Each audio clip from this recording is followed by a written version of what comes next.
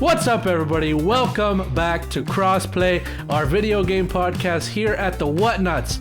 It is 6:30 p.m. on a Saturday. This is episode 89.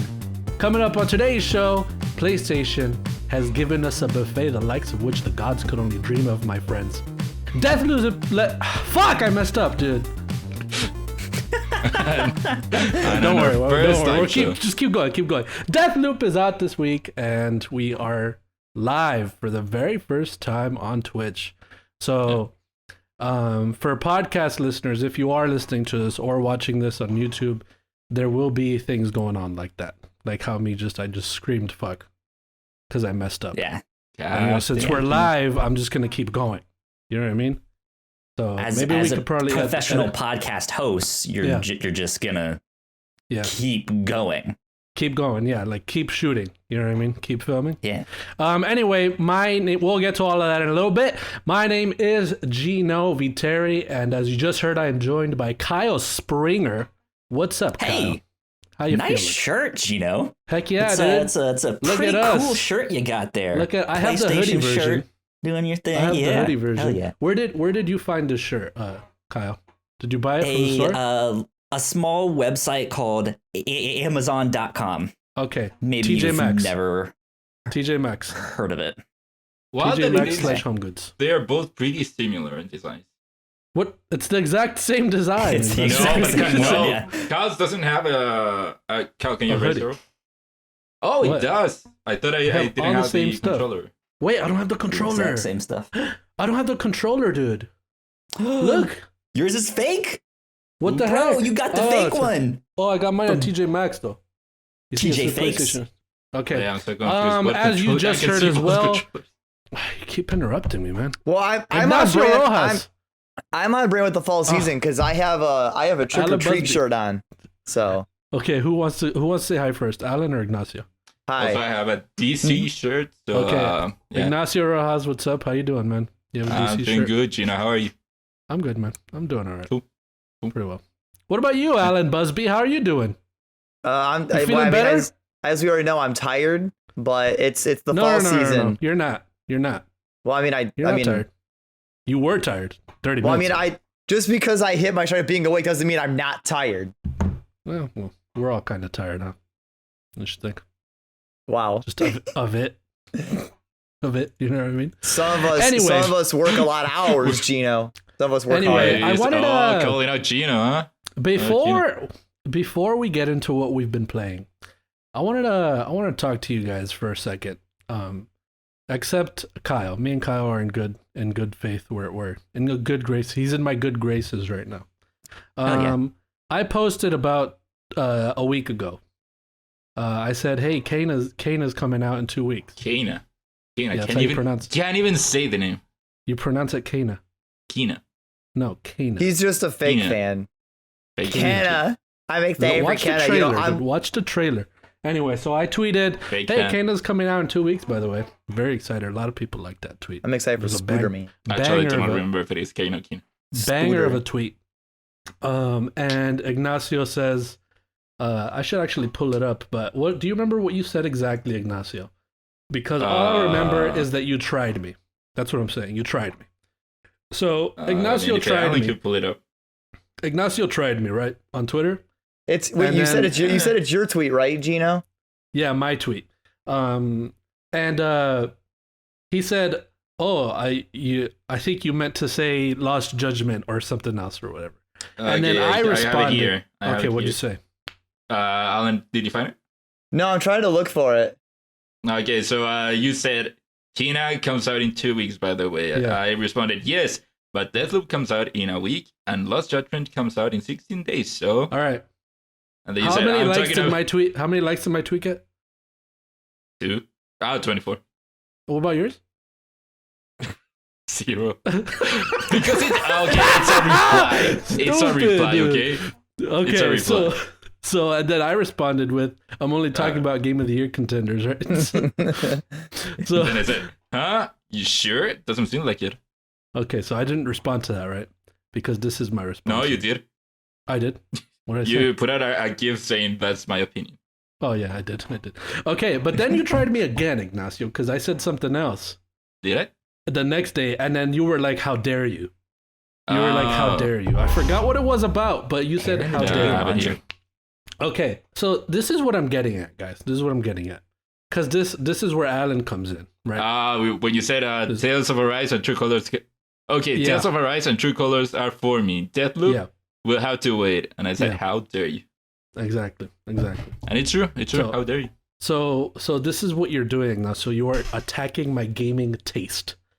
And you are attacking taste in general. Let's be honest. Oh, okay. So there we go. That's because Gino knows he's got to be controversial. It's the only way he'll get noticed. If he tries to actually be calm and level-headed, he knows that no one's gonna pay attention. Tales of Arise and Life is Strange is controversial. Says the guy that tweets, didn't like anything really from the PlayStation Showcase. I did not say I did not like nothing. He fucking got you. This is where Alan comes in. Ignacio's attacking my gaming taste. And I want to go around the room right now. All right. Put yourselves in order. Accept yourself. Take yourself out of it. Put everybody else on this podcast in order of how you think their gaming taste is. So mine, from first to last, is going to be Kyle, Ignacio, and then Alan. Okay. From best to worst. Best to worst gaming taste. So, Kyle, pretty good. Yeah. Pretty all right. Likes some random games, likes photography games. I'm not going to judge. Ignacio, that guy fucking plays Avengers and Fortnite. Like every other game. And then Alan, I didn't really like anything from the PlayStation Showcase. What the heck is wrong with you, Alan? Oh, here's another thing I'm going to rail you on. Hey, Kana didn't look that good. Didn't look that good. Kenna wasn't even there. Wasn't even there. Oh, God, but when you said that one time, it broke my heart for real, man. It broke my heart. When you said the gameplay didn't look that great. Oof, my gosh. How can you watch we'll get into it, but a trailer for Forspoken and not think it looks freaking incredible, the gameplay? It looks good. Okay, all right, that's all I want to hear. Gino, Sam says you're kind of quiet. Sam says I'm kind of quiet. Yeah. If I raise my game anymore, can you wait? Hang on, I might be able to change this. I might be able to fix it. I think you can, because if I raise my gain anymore, I boosted Gino up, even though he should be boosted down, but it's okay. Yeah, because I'm screaming. Yeah. So because if I raise it anymore, then I'm gonna be in the red on Audacity, and that's not gonna sound good, Anyway. So, Alan. Yeah. Best to worst gaming taste. Me, Ignacio, and Alan. Are we really doing this? Come on. So, because Ignacio does play a lot of good games and a lot of different style games instead of the mainstream, I'm going to have to put Ignacio at number 1, and then I'll put Gino, and then it's going to be Kyle at the bottom. Oh, wow. I thought I would be last. Even though Ignacio is a huge dick and attacks me all the time, I'm still going to put him at number 1 for gaming taste. You gotta respect it, though. You gotta respect my taste. I may be a dick, but you gotta respect the taste. What about you, Ignacio? Go ahead, do it. See, I don't know whether to put you, Gino, or Kyle first. Because to me, you're both kind of similar, where you both play games that I would say, yeah, that's good taste, and then other games that I'm a bit questionable. And so, I don't know. I'm gonna say Kyle first, then Gino, and then Alan. Alan, you know what you've done. You know what you've done. You do. Yeah, okay. That's fair. That's fair. That's fair. What about you, Kyle? I'm first. I'm probably going to put Ignacio first. I think him and I play similar games for the most part. Okay. I think to be honest, you and Alan are kind of tied for that next spot though, because you do a lot of like online like streaming games and stuff that I don't play, that I don't know or I'm not super interested in, and Alan is more of the like JRPGs and action games and stuff like that, which I'm just like, I see. Maybe one day. So we're tied at the bottom. We're both second place, no third place. Yeah, no third place. That's fine. That's still LeBron. That's still a bronze medal. So that's good. Bad Guy Nikki in chat. Gino is a variety gamer, though. I am. It's true. Is he though? Is he? I am. Yeah. No. How much variety is Gino I a variety? have a flagpole. Right? How much variety could you say? Is Gino a variety streamer when he literally came to Crossplay one week and said, "Oh, I play nothing new. I just keep playing FF14." Yeah, quite a variety there, Gino. Here's the key word. Very. Alan, you just said streamer. She said gamer. So entirely different things. I can't play scary games. I get too scared. I don't play scary games. Yeah, what a variety. I played a very scary game yesterday. I'll actually talk about it on stream though. Not on stream, no. I'm a Final Fantasy 14 online streamer. Here's my flagpole, guys. Final Fantasy 14 is my flagpole, right? And then my flagpole, you know, Wait, can I make this a gag joke? Hang on, will this work? Hang on. No, keep talking, Gino. It's fine. Okay, so I have a flagpole, right? And then around the flagpole, there's a lot of games spinning, right? You know what I mean? Yeah, this is how it spins in my head. A lot of games spinning, and they all come tie themselves together. You know, like that ball that you're done playing. You know what I mean? Tetherball. Yeah, tetherball. That one. And then they all come together. Hey, Gino, you might want to repeat yourself. While you were started talking there, because I was so focused, I went to Discord and I slowly lowered your volume till I couldn't even hear you. That's great. I was talking shit. I was talking random shit. Anyway, how long has it been? 15 minutes. Wow, that's crazy, guys. We've spoken for 15 minutes already. There you go. That's nothing. I'm just kidding. Okay. Instead of continuing to rag on each other, why don't we talk about these games that we've been playing? Well, you got it. So, what? Are you forgetting about the? I haven't said anything yet. Well, you seem like you're transitioning. There's a transition, Gino. There are fucking rules. I was about to ask, are we gonna do the transition thing? Well, you took too long. I was getting impatient. Guys, this is episode 89 of the podcast. We know how this goes. All right, so that was the transition, I guess. Okay, so I'll go first. So because I just mentioned the scary game that me and I played with Bad Gonky 5 in the chat over here. This game so you did play it on stream? No, she was streaming. Shout out to Bad Gonky. Yeah, so of course you're not brave enough to play it yourself. No, absolutely not. Yeah. So variety gamer I'll admit right there. that I have no fear admitting that I cannot. I quit Resident Evil 8 halfway through. Variety gamer. Because I was not having fun. I was too scared. And you call yourself a variety gamer. Yep. Forewarned. There's the guy who wants to write for. I don't play scary games. What have you been playing this week? I watch Nikki play it, but I'm a variety gamer. They're interrupting me. I don't know what to, get guys, relax, okay? I'm trying to podcast here. Okay. Okay. Forewarned. Forewarned is a 4-player survival horror game, right? Not really survival. No, sorry. I'm going to say horror. Let's say similar to Phasmophobia. How would you describe Phasmophobia? However you describe Phasmophobia, Forewarned is that, but in Egypt. So you're going into pyramids, into tombs, and then let me just say this line right here because this is what this game reminds me of. Let me know if you guys know this. Not even the Magi can save you. You guys know what I'm talking about? From Origins? AC Origins? What? I'm gonna guess like from The Mummy or something. Yeah, the mummy from the Mummy ride. That's from the Mummy ride. So it is very scary. It's extremely scary.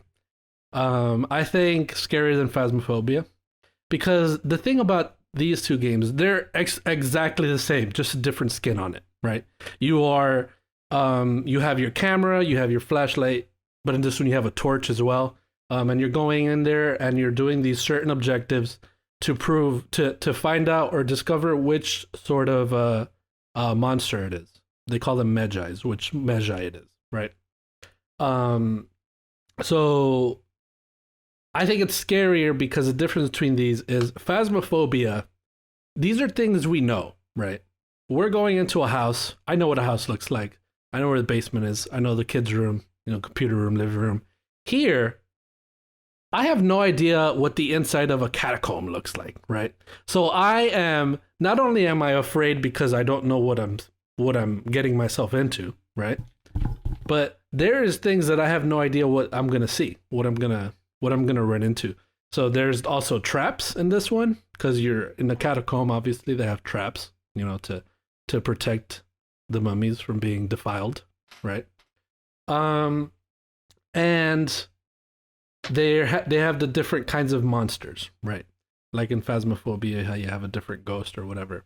And these, I had no idea what they looked like. So, because they show up as a shadow, but then when they catch you, it's like some sort of monster or whatever. So it's very scary. It's an extremely scary game. It was just the two of us, and it was very hard. You don't make money as you do in Phasmophobia, where you just put in the ghost that you see, that you found out it was, and then you make money from it. No, here you actually have to collect gold around the pyramid or whatever. That's how you make money. But we were dying left and right, dude. Left and right. Just dying. Getting attacked instantly. Because they're real mad in there, As soon as you go in there, they're real mad. So yeah. I wasn't going to talk about it because it was whatever. But it's called Forewarned. So if anyone is interested in trying something different than Phasmophobia, it's a good game to try. Never even played Phasmophobia, so. Yeah, I mean, yeah. Yeah, because you can't there's no you can't do combos and stuff. Yeah. So I guess that's why you weren't interested in it. I've also played Tales of Arise. I didn't mention that here because I played 20 minutes. I played the first 20 minutes of it. And I just want to mention from the previous Tales of Arise, which is Tales of Berseria, I believe, was the main the mainline game that released right before this one. This one is leaps and bounds better looking, better gameplay, better everything than the previous Tales. This is a true next Tales game in the franchise. And I think it's an incredible entry to new fans, as I was mentioning. I've heard that it's difficult, so that might be a little off-putting. But I think it looks incredibly good, and I'm excited to continue playing it. Yeah, I only played 20 minutes though. I actually picked up Tales of Rise yesterday, but I haven't played it yet because I've been working so much. But yeah, I played the demo, and the demo was still great. My problem is because I was working so much, I didn't actually give the demo a fair shot. So I know the game is actually better. I just don't have the time to play games this week, so I haven't. I haven't really given it a fair shot, but I know it's going to be good because I play Tales of Exilia and Berseria, and they're both fantastic. So yeah, this one's just better than that. It's just already the next installment, So it's definitely a great game. But yeah, I don't have much to say on it yet. The one I have more to say on is Life is Strange: True Colors, which I didn't just play and I know you played it too, Kyle. I didn't play just 20 minutes. I played an hour. So there you go. Wow, man. Look at you. So I played Kyle, I'm sure you got in further ahead than me. I played it. Oh, okay. So I played to when Alex gets her when Gabe gives her the apartment or the little, that type of bar. So that's as far as I got. So you're kind of I would say, yeah, you're not super far in. Yeah. You're still in chapter 1. Yeah, chapter 1. Yeah. So I'll let you go off on it after, but just my first impressions. This game is a vibe. Okay, it's a vibe. I'm a freaking sucker for games that use music as sort of as a pillar of the plot. And it does that incredibly from the beginning, I'm seeing. Yeah. The music gives the environment personality. It gives our character personality. The first thing that your character does is go into a record store and buy something for her brother, which is Kings of Leon, which I thought was freaking cool. It's just it uses music in a way that adds so much to the story, and I absolutely fell in love with that. I loved the music that played the first Zen moment when you're on the bridge, and then it tells you press B when you want to leave the Zen moment. I didn't want to leave. I wanted the whole song to play out.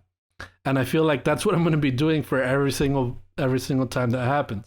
Because I did it in the record store. She does it again, and I'm like, I'm going to sit here for like 3 minutes, dude, and I'm just going to enjoy this. I know exactly what you mean. It's so good, man. And I love the acting. I love their personalities.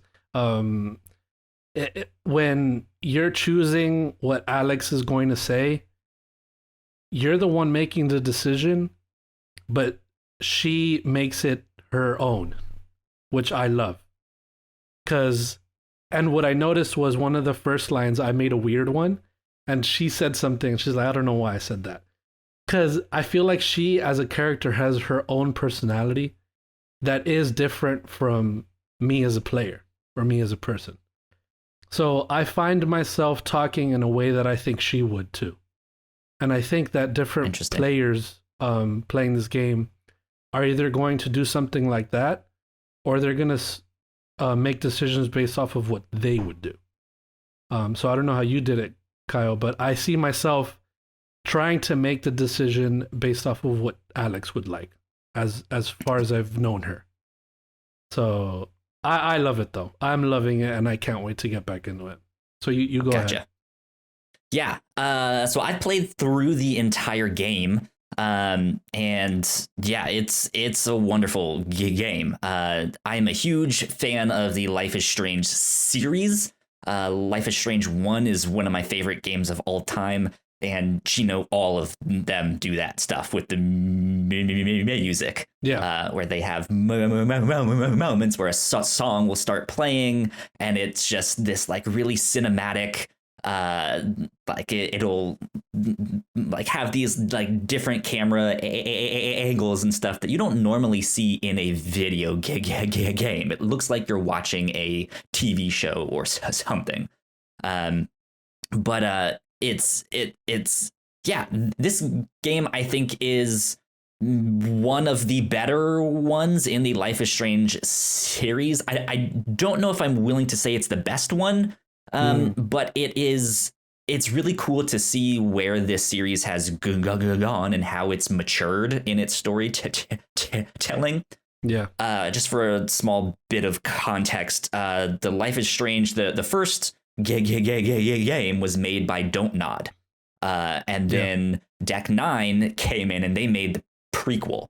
And then Don't Nod came back and they made Life is Strange 2, and now Deck 9 is coming back and they've made Life is Strange True Colors. So it's been this like back and forth call and response, and each of them have grown in their own ways, and they just keep like getting better and stuff like that. I had a blast. It looks great. I think it plays a lot better. It's still maybe a little slow in how fast you can walk around and stuff like that. I wish it controlled just a little bit better. It's fine. But yeah, it looks miles ahead of where this whole series started. It looks beautiful. For sure. Absolutely. Without spoiling things, now that I've beaten the game, I think it does have a couple pacing issues, specifically in chapter 3. But then they're still doing something really neat in that chapter that makes it interesting. But for the most part, I think this is their most like well-written game, well acted, and I had a blast. I teared up at the end of chapter 2. It was great. It was phenomenal. So highly recommend. Yeah, I can't wait to keep going with it. Can't wait. Alan. Hi. Neo, the world ends with you. Yeah, I don't have too much more to say about this. I actually talked about Neo last weekend when it was just me and Kyle, but the only thing that changed between talking to Kyle about the game versus when I actually played the game, or between now, is at first I watched Amy play it, but now I've actually started playing the game a whole bunch. I'm not caught up to Amy, but I'm playing it wildly different than Amy. And let me tell you, after now actually playing it myself, the gameplay loop is mega addicting. And I'm just punishing myself hardcore. I explained to Kyle that... As you like to do, yeah. Yeah, I explained to Kyle there's a great mechanic in the game where you get these pins that are your powers that you use. And the cool part is that when you unlock the ability to alter your difficulty, the harder you make the game, the rarer pins you can get. And sometimes you can only get exclusive pins on this difficulty. So it's actually funny that Amy's playing the game where her level's like the same level it is, because you can lower your level and make yourself weaker with HP, and you can get more pins to drop and more money and everything else. So I've been playing the game on level 1 the entire time. Anytime I level up, I level myself back down. And the second I unlock the ability to alter to hard mode, I went straight to hard mode. So I'm playing the game at the weakest level possible, always level 1, and I'm playing in a hard mode. So I'm getting like some of the rarest pins where I'm at in the game, and I'm just crushing battles. And I like the divide because then Amy started playing it this morning when I first got home from work. And because I'm stronger than her, because I have the stronger pins, she fights and she'll finish a battle and she'll go, I know it's not as powerful as you are. And it's like, no, like, it's not that Amy's weaker than me. We're just playing it differently. Like, I do like the contrast that, because you're in Shibuya, you're in like Japan and stuff. So when the game's like, oh, this person needs help in Dogenzaka, I have to pull up my map like 4 separate times to find out where the hell I'm going. But when I watch Amy play, it'll be a thing where it's, oh, go to Shibuya Hikari. And without looking at the map, Amy just instantly knows where to go.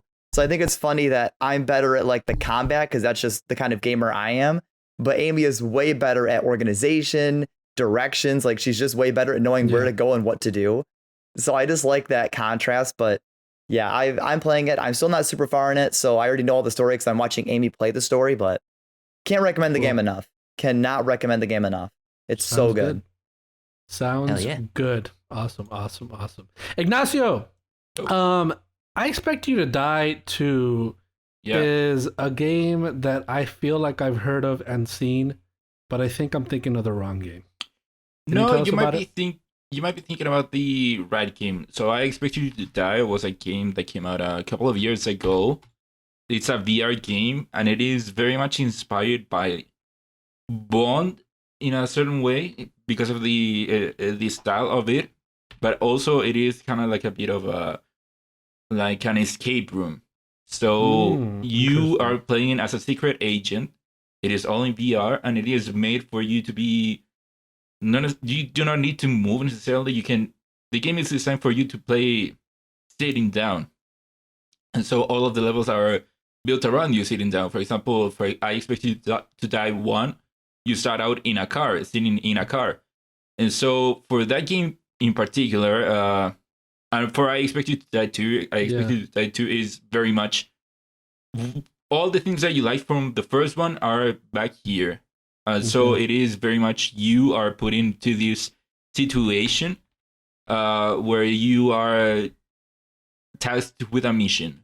It could be like the first mission of the first game is you're in this car, you have to steal it, but if you try to, for example, start up the car, a laser will pop up that will kill you if you do nothing about it. Or in this one, for example, where the first mission is you are in an opera where you have to get info or capture this one guy, but you are tasked to be the stage manager or the person that pulls up the curtains and pulls all the audio stuff. And so the game tests you with an objective, but you kind of have to figure out how you do that. Like in this one where you are in an that I just mentioned, that you are in the opera, you start out sitting down pretty up top backstage, and so the game gives you hey, these are some tasks that you have to accomplish because you are the stage manager, and you have to make sure that the clock is at a certain time and at a certain color, and you have to raise the curtains only when we tell you. And once you complete the pre-preparation things, now you have to pull up the curtains. You have to do that, and so you have to be paying attention to what the guy on stage is saying. When he says a certain line, by the end of the line, you have to push the button that goes with the corresponding audio effect. for that line. And so you have to do that while also figuring out how to stop the evil scheme that's going on. And so at a certain point, this giant hill kid will pull down from the ceiling, and it will start out shooting poisonous gas. So you have to figure out, okay, how do I deal with that? Or, hey, now that I did it, my cover is blown. Now I'm gonna be shoot out by the evil people, and so I have to figure out how. There's this crossbow here with me, so I have to pick it up, and there are guys everywhere shooting at me. So I also have to pick up this wooden shield, this toy shield that is just there. And so when they shoot you, you have to shield yourself with a thing and then shoot at them. Mm-hmm. And so it is just stuff like that. It is pretty much like an escape room. You were playing this on PlayStation VR? No, I'm playing it on Oculus Quest, but it is on PlayStation VR. Okay. Did you just get the Oculus? What made you want to try it? No, I got it last year when I was in the stuff. Did you feel like doing VR? I really like VR. I have PSVR here, and I think that VR can be very, very cool. And so the Oculus VR for me, the idea of you being able to do that just with the headset alone, it is so cool using it. Last year when I got it, me and Kyle talked about it. The Star Wars game. I remember that. I forget the name. But and that one was pretty cool because it really made you feel like a badass with the two lightsabers, being able to throw them, and when the enemies come, you can slice them. It really made you feel pretty cool, and so I really love that from VR. But yeah, I Expect You to Die. I played it when it came out on PSVR, and I really, really liked it because it does the job so well of using VR, because it is really you. Hey, you are sitting down. I can see this thing here. Okay, I gotta pull it up. Or there are things that are pretty far away. You have the stability of kind of like a telekinetic thing, which is addressed on in the game, as you have this gadget which can just grab up things and put them in stasis, like floating around. And it is pretty cool being able to you being the one doing all these cool things. It really makes you feel like a spy. And there's one video that I want to pull up, which really hammers down the Bond aspect of it, which is the opening credits for it. Let me see if I can put it. They have the whole like big song playing while there's some. It is that. So sexy. Alan, I'm gonna put animation. it on live stream chat. The link for the YouTube video, if you can pull it up. Okay. Let's see this.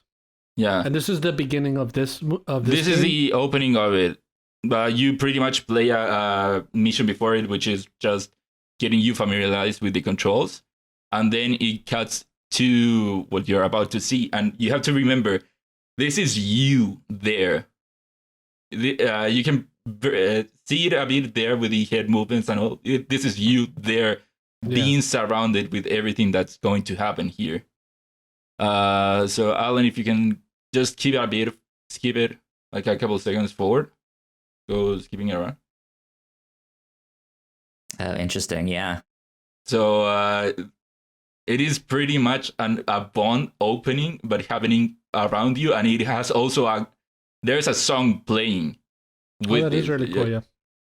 Yeah, you cannot hear it here, but there is also a song. And so it is very cool, and this is something that can only happen in VR. Yeah. Because here you are so immersed. Yeah, that's wild. Awesome. That's awesome.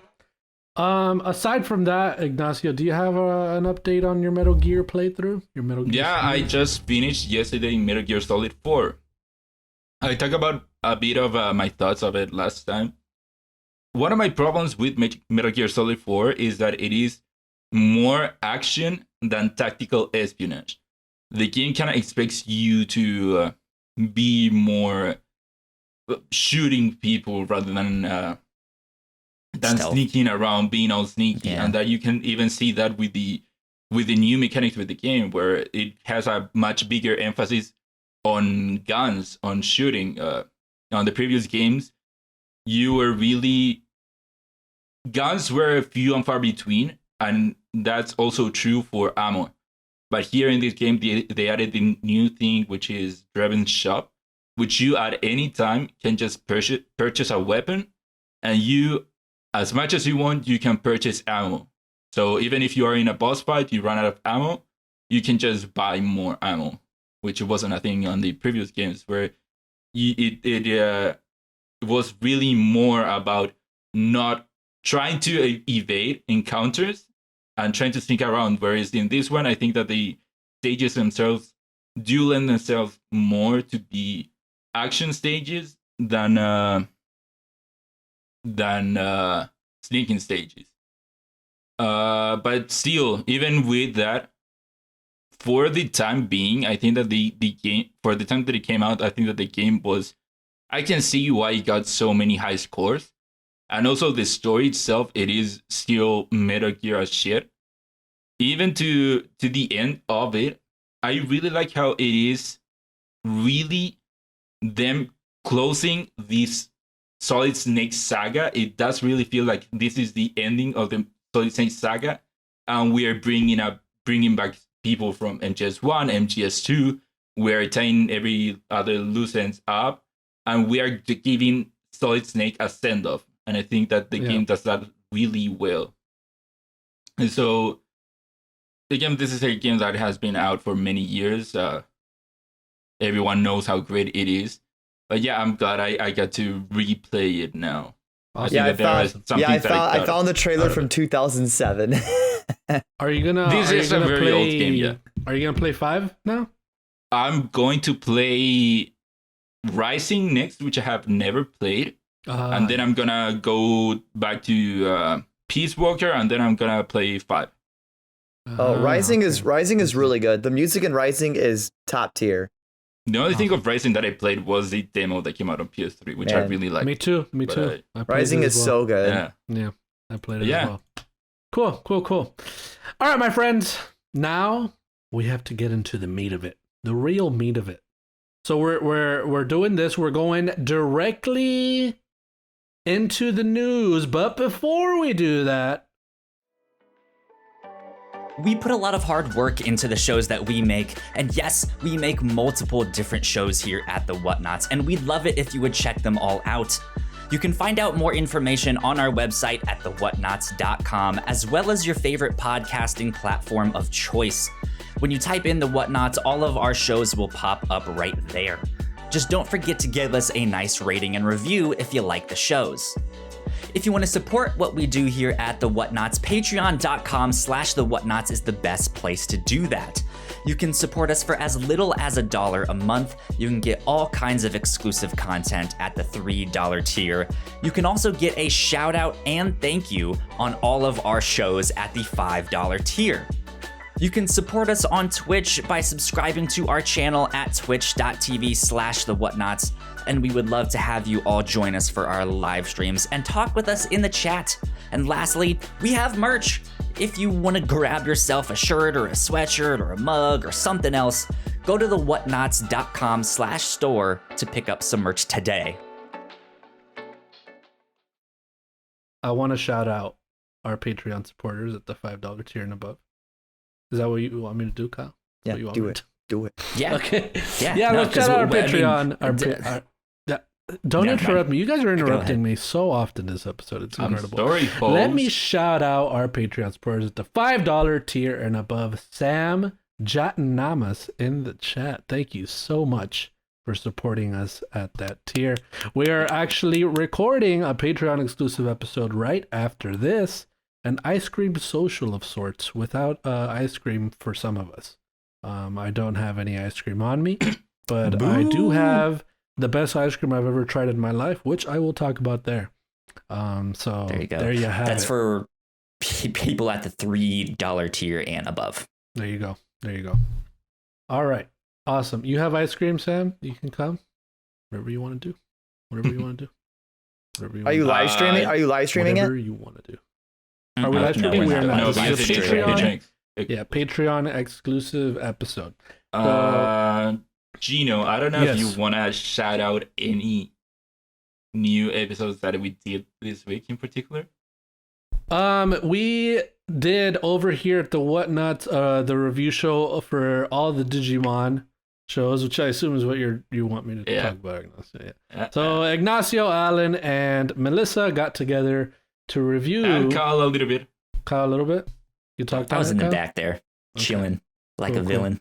So you guys watched all the Digimon movies? We watched the Digimon movie, and we watched the movies that made up the Digimon movie. Cool. Yeah, and we talked about them. Go check that out. And stuff something. The Whatnauts. Cal, did you ever end up watching our one game? I did not. No. He had all week and he didn't do it. Not interested. Hey, you already saw how he got on my side, Alan. Okay. Okay, so let's get into the news of the week.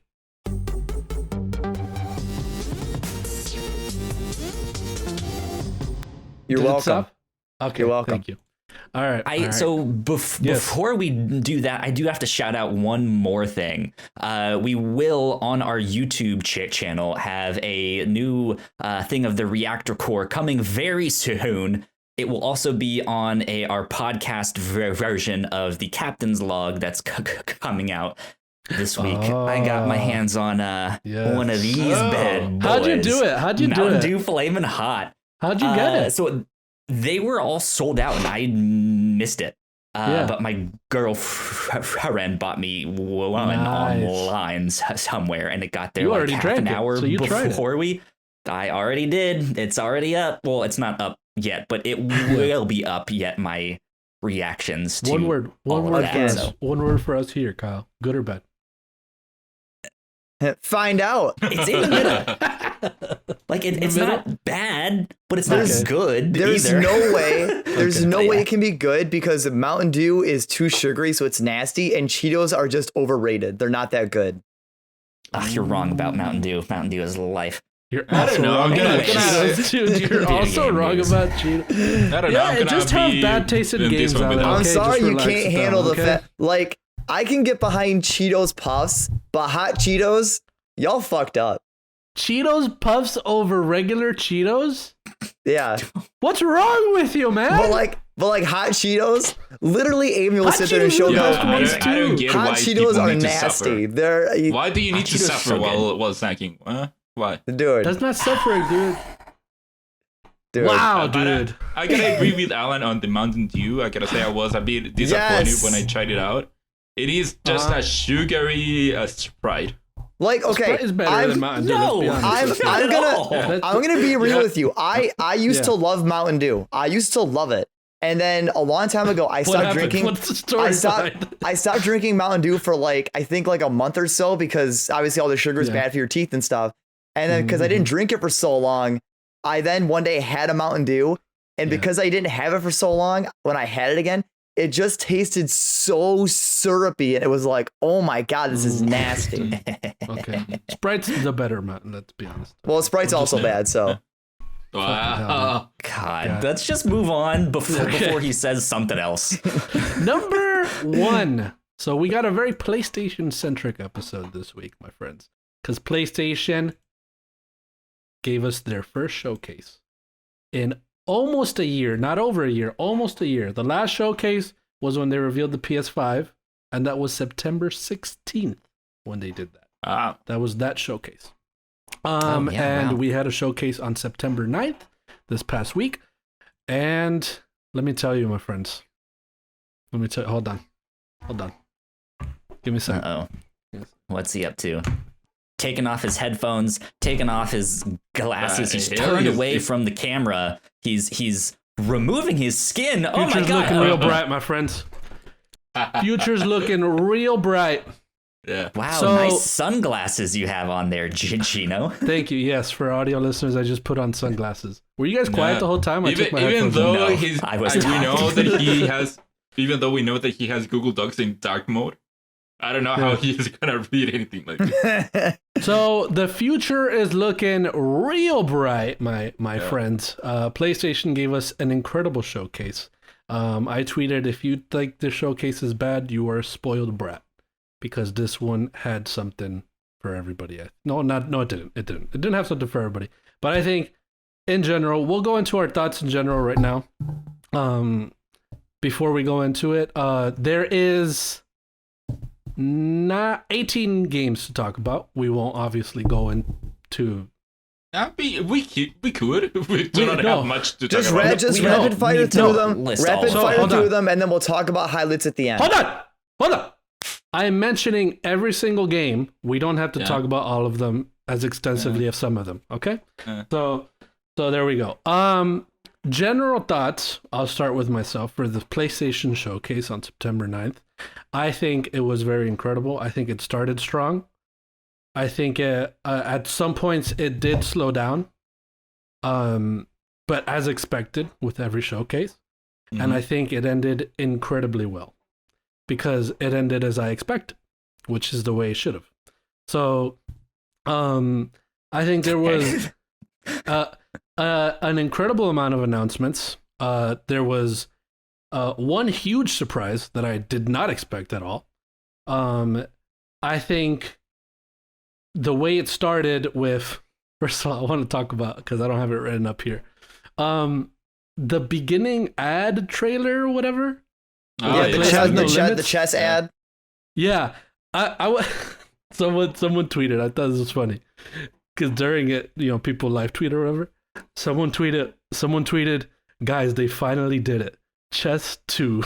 I thought that was such a good tweet. Dude, honestly though, I would play that though. Chess 2 is already a game. It's on Steam and it came out years ago.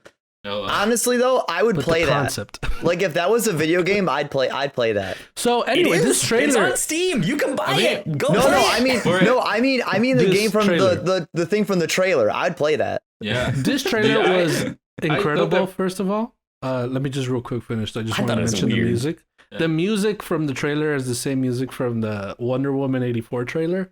Yeah. Obviously the game was the movie wasn't as good as people thought, but the trailer was incredible, I think.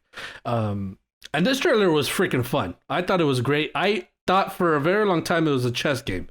Until they just started showing other characters. So, I thought it was gonna be a Kingdom Hearts thing because they chess that looked like the chess set from Kingdom Hearts 3. Yes, because that trailer screams Kingdom Hearts vibe the whole time. I'm talking about when they first show the chess. Yeah. So cool trailer. Anybody have anything to add to about the beginning here of this trailer? It was just weird. I felt like it was a little bit too long. Like it was very long. Yeah. I feel like I could have just used like half of that, just like somehow condensed that all into a smaller thing. Would have been good. But yeah. I just appreciate all the style that went into it. I loved it. The good thing is that they said the show was going to be 40 minutes, and this part didn't count because they went a little bit over 40 minutes if you count this. So there you go. This part didn't count at least. I was thinking, oh, they're wasting time on this, whatever the heck this is. But anyway. So my friends, after that, what the heck? Don't listen to that. You didn't hear anything. Okay. So after that, we got our first game of the show, Knights of the Old Republic Remake.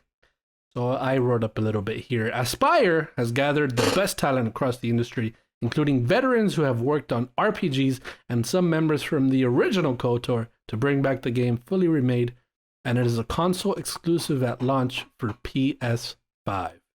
So I did not play the original KOTOR, but I know it is an extremely beloved video game. A lot of people love Knights of the Old Republic. A fan favorite. So it's awesome that a new generation of players will get to play it. I'm excited to play it because of all the good things I've heard. So I'm looking forward to this. No release date yet, though. No release year either, I think. Yeah, this I know. Is a little bit.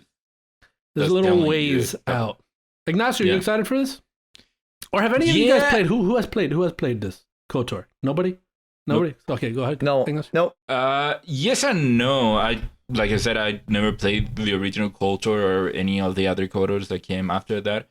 But I am excited because it is I like Star Wars, and it is, I think, a time period of the Star Wars universe that we don't typically see.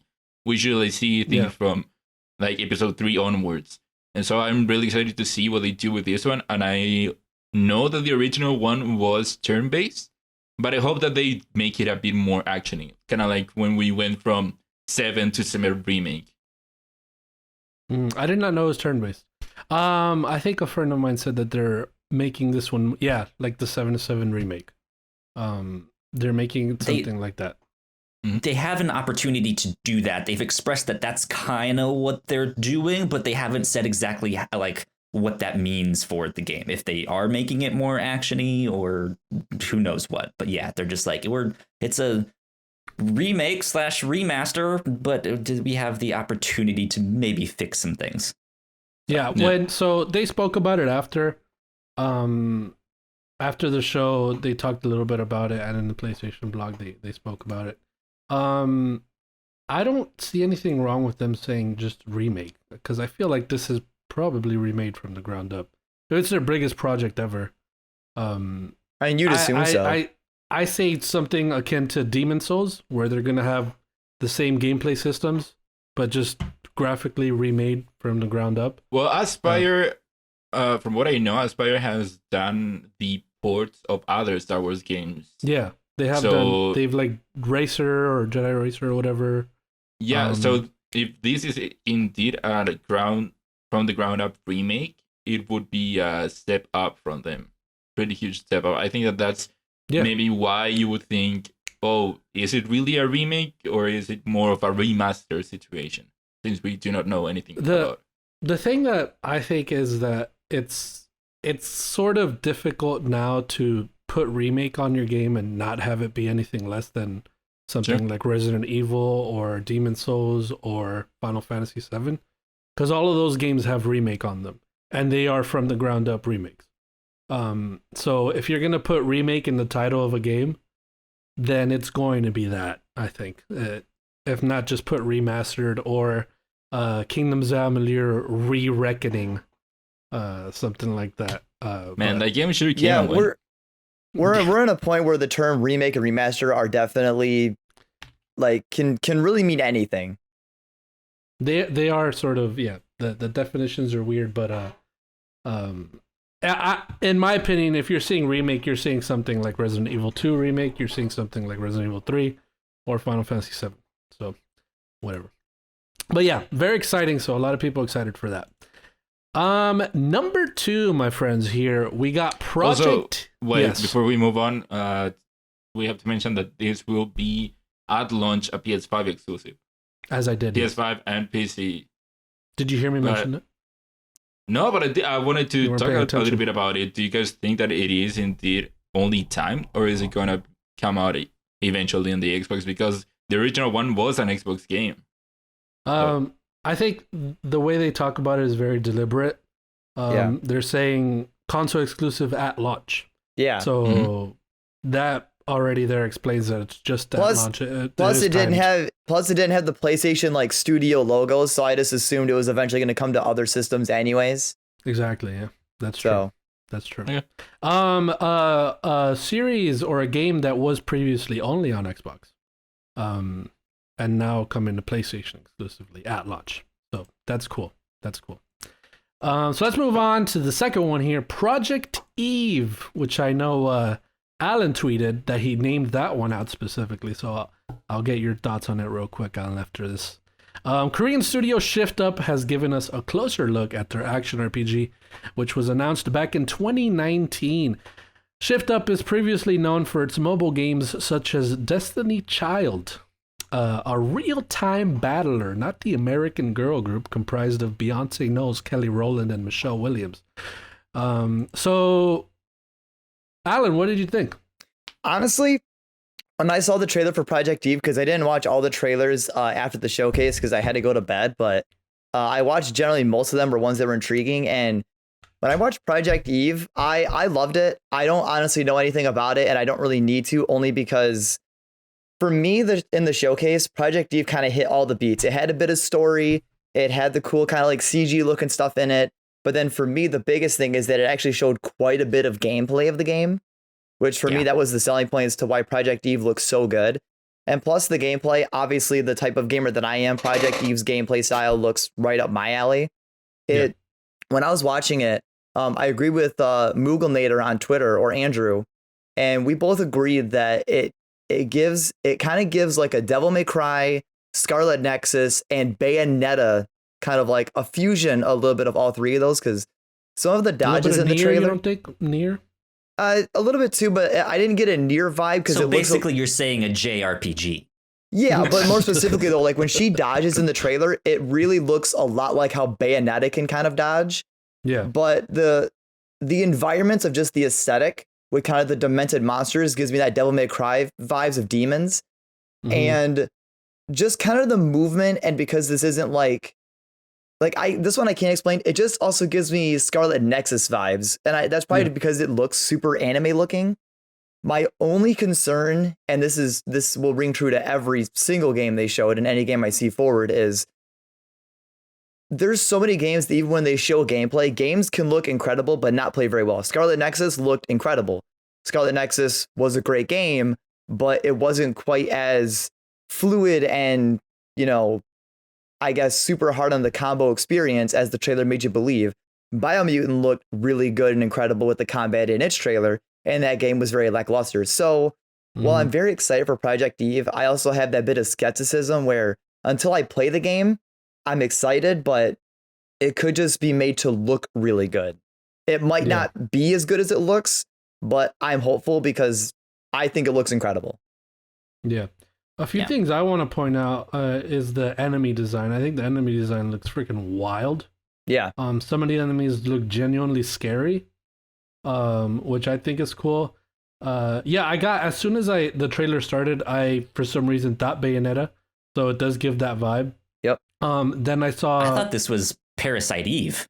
That's what I thought when I saw the name of the trailer. When I saw Project Eve, that's what I thought. Well, yeah, because they keep calling her Eve. They keep mentioning parasites. And so just like, is this a Parasite Eve thing? Which I know nothing about, so I wouldn't really know. But it was just like those were the two things that I latched onto. So I don't know if this is related or not. So I don't know. So another thing that I mentioned, it is a Korean company. So I have an affinity for South Korea. And I'm excited for this because of that. I think they do great work over there. They do great work over there in that country. So BTS, as you know, comes out of Korea. Anyway, Ignacio, you have anything to add about this Project Eve over here? It looked pretty cool. I am intrigued about how it plays, like Alan said. Other than that, I'm not a Nier fan or Bayonetta or whatever. But it looked pretty cool. Sounds. I mean, as Gino said, this showcase had something for not everyone, but generally a lot of people. There was something for a lot of people. Yeah, exactly. Something for other people. Number 3, Tiny Tina's Wonderland. So we got our first. I believe this is the first gameplay look at Tiny Tina's Wonderland. And this is coming out in March, correct? I think March 25th, 2022. So as we all know, Tiny Tina's Wonderland is a spin-off of Borderlands with a more fantasy vibe. From the trailer that they showed at the showcase, it looked like this is Tiny Tina's fantasy, like she's playing D&D with her friends.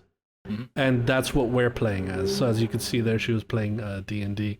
And it just combines fantasy, like spells with guns, which is just cool.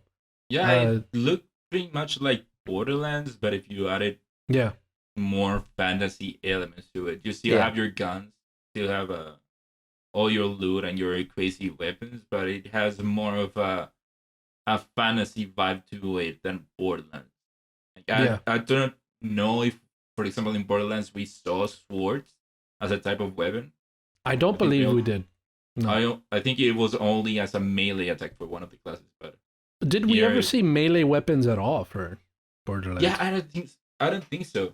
That's one thing that it stuck out to me from this one, since it is more of a fantasy style game. It does have more of an emphasis on fantasy type weapons like swords, for example. Yeah, exactly. Nothing for Alan. What about you, Kyle? Not for me. I'm not a big Borderlands fan. Cool. Same. Yeah, it's fine. I think Borderlands, all the way up to 3, sort of, it just stayed a lot of the same. Yeah, it felt same. All of them felt samey. So I think this specific one is good for the series because of how much it's changing it, but keeping that sort of that Borderlands, the Borderlands soul that people love so much, but it is changing it. So I guess we'll see how it does. I mean, I'm not a fan of D&D, and like when I was watching the showcase at work the next day, when I watched like the whole thing, that it was that when I got to that trailer, I was just kind of I tuned out. I was like, yeah, I don't like this. This isn't for me. Yeah, like for me, that was one of the weaker parts of the showcase. Yeah, I have to agree with that. It was a bit of a low point for me. Yeah, and then my friends, we got to a real high point after that.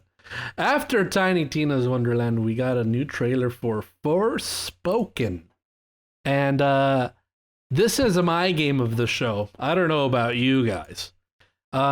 Just a little notes on it. It's coming in spring 2022, so sooner than I thought, which is freaking incredible. And this is also it's Square Enix, as we know, Project Luminous, which made Final Fantasy 15. I know you played it recently, Ignacio. Yep. So, but this looks like they're really vibes of that. Yeah, they're really coming into it right now with this. Yeah. I know Final Fantasy 15 is not really a favored one by a lot of people. It's but underrated. I think it is underrated though. And it is underrated. I think here they're really gonna shine having their own IP. A new story. Not attached to the Final Fantasy franchise. So I think this game looks absolutely beautiful. Objectively, I think it looks incredible. I love the voice acting. I love the idea behind it. Isekai is the term. Isekai, right? Isekai is the term. It's isekai. So isekai, if you guys don't know, go ahead and go. No, you go. It's a person from the real world transported into a world that is not theirs, so like a fantasy world or whatever. Like right? Digimon, for example. Yeah, exactly. Would be one. So, and here, Frey Holland, I think is her name. She's transported from New York to some fantasy land called Athia. So this was called Project Athia before, so now they have the name Forspoken. And god damn, she stole the 10 rings from Shang-Chi. Yep. Yeah, exactly. She has the 10 rings for Shang-Chi. Which can talk. What do you guys, whoever is interested, what do you guys think about the acting in general? Like because I've heard differently. Okay, Ignacio, what do you think about it? Because I'm more on the side that I do not like I'm in this new world, or hey, how cool is it? Or whoa, I didn't know I did that, or wow, what is that? I'm not a big fan of that. I would have much rather have it be a story of someone from that world being in that world. I'm not a big fan to it, but hopefully they'll do something cool with it. Hopefully that whole I'm new here goes by fast at the beginning. Yeah. I think we'll see. It's not something we see often in video games. Yeah. So I think it's going to be, it looks like later, because we're seeing a lot of gameplay, as you see there, where she just did the whole water with the ice. She's going to become that person in that land. So I feel like, I think it just looks so good. And then the enemy at the end, the queen or whatever, very Dark Souls-y vibe fight. Yeah. So that's another interesting thing. I hope it doesn't really, because I'm not much of a Souls person, but I hope that it looks incredible gameplay wise. I think it looks great. Speaking of Final Fantasy 15, one of my problems with it was it shares one problem that I also had with 15, which is the world feels a bit empty with it. It feels like everywhere that she is, there's these open fields, but there's nothing in it. And Final Fantasy 15 to me had that same problem, but with 15, at least for better or worse, you didn't actually explore the world. You were in your car going through these linear paths. And so you also have 3 other people with you. And you also have more people. Now it's just your bracelet. But yeah, that's one thing that stood out to me, how empty the world felt. It was gorgeous, very detailed, but empty. But still, the gameplay to me looked so cool. Yeah. All the different things, the different spells that she did, not only did they look gorgeous, but they also looked interesting in the way that they interacted themselves with the creatures that were being used on. So I think that the gameplay itself will be the strongest aspect of the game. So it was also, it has a stacked cast as well of actors and voice actors. But there's another thing that I want to point out, the soundtrack for it. It is, let me see, I'm looking at it here. Where is it? From well, first of all, the writers. Let's talk about the writers. Yeah, the writers is the Gary Whitta, which wrote Rogue One, Star Wars Story, and then Amy Hennig, which worked on Uncharted. Wow, we didn't know that one. We knew Gary was writing it, but we didn't know that Amy Hennig was also writing it.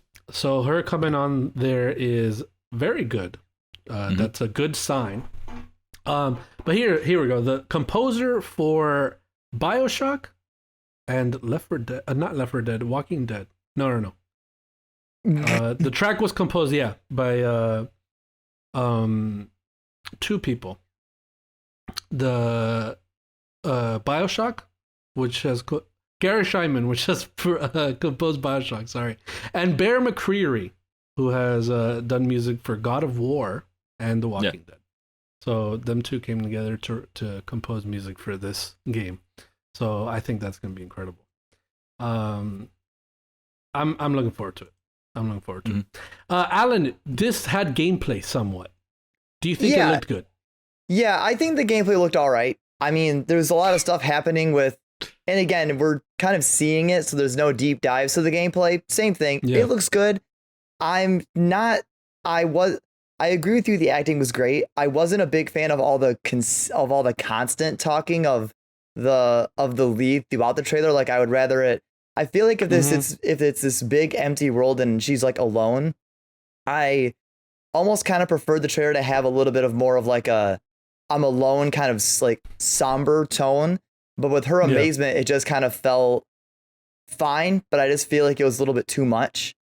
Yeah. Other than that, I think it looked great. I'm not a big fan of open world games anymore. I'm kind of burnt out on them. So the traversal mechanics look fantastic, but I'm not super excited for open world games.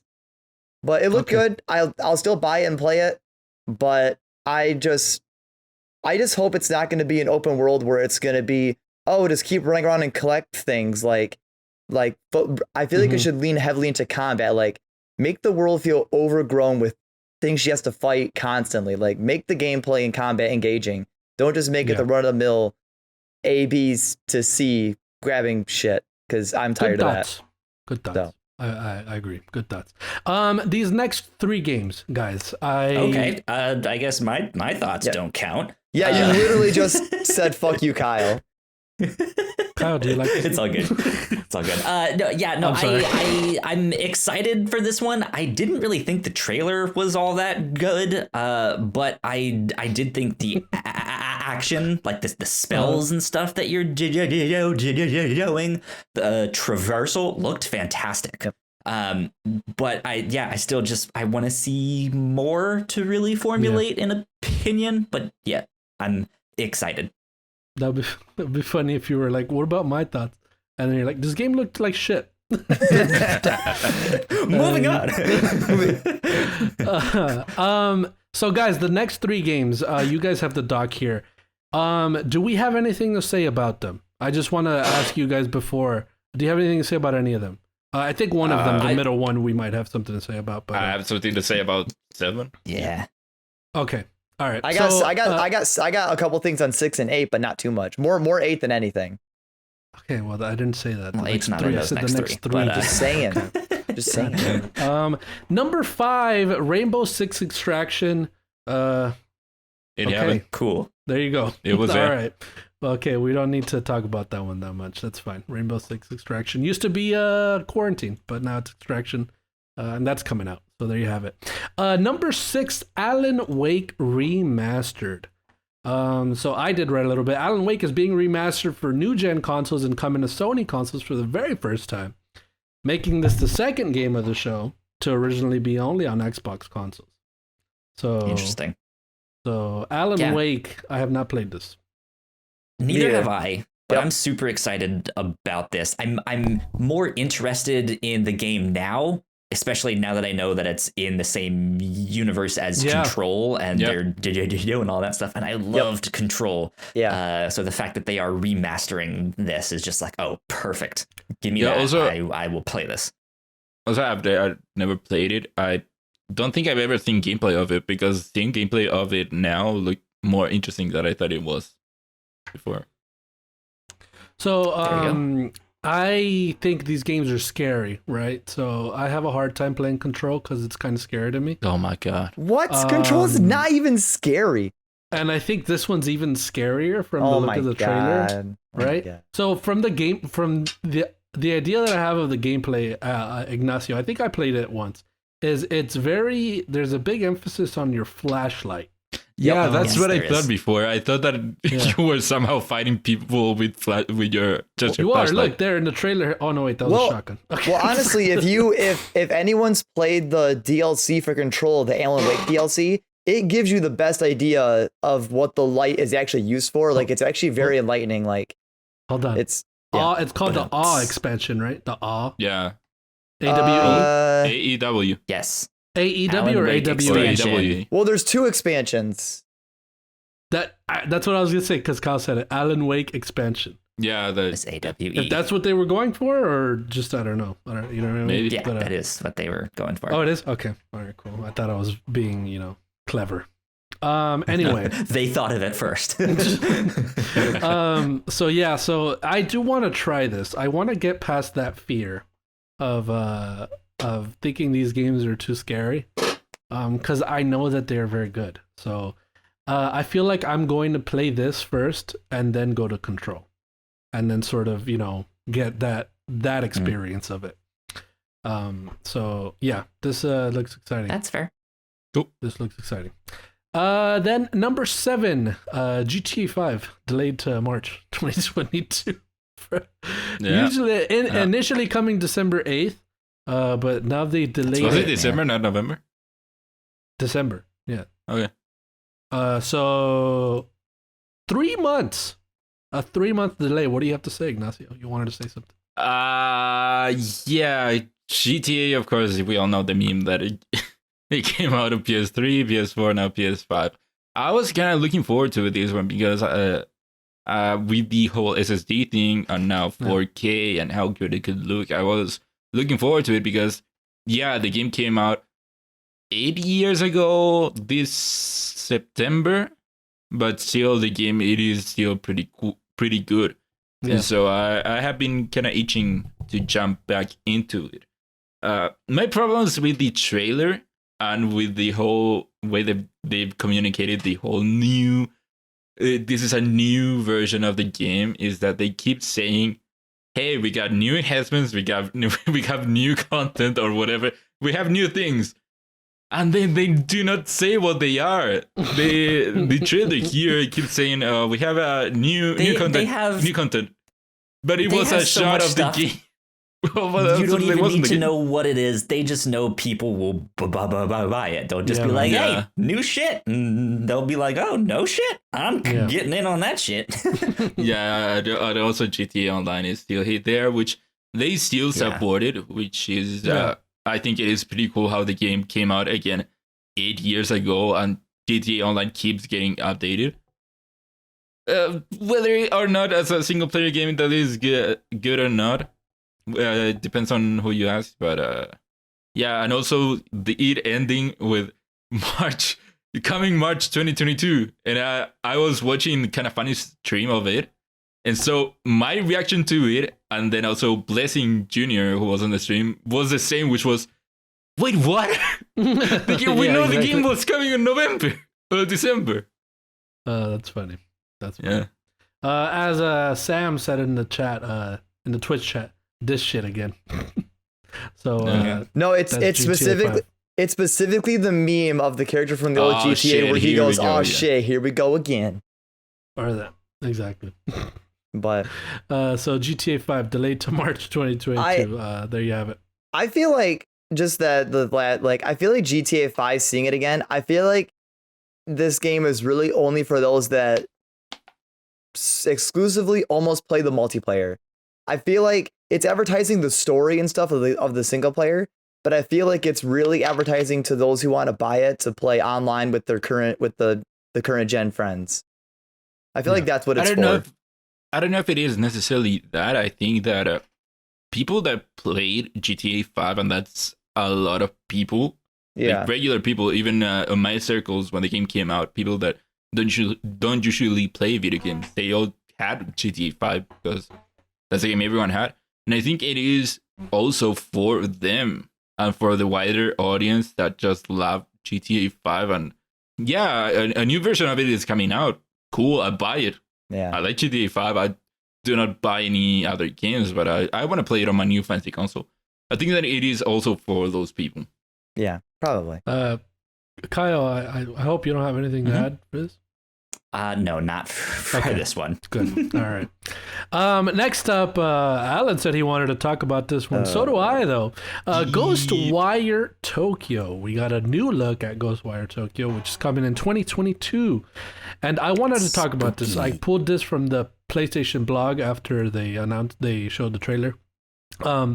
And Alan, I wanted to point this out specifically to you because you said you wanted to talk about it. Mm-hmm. There's a heavy emphasis on the DualSense controller. So this is a quote from the PlayStation blog. As your skills become stronger, so too does the response from the DualSense controller's adaptive triggers, allowing you to actually feel the sensation of becoming a stronger and more capable ghost hunter. So that is just a piece of what they talked about the DualSense controller. It's just a gimmick.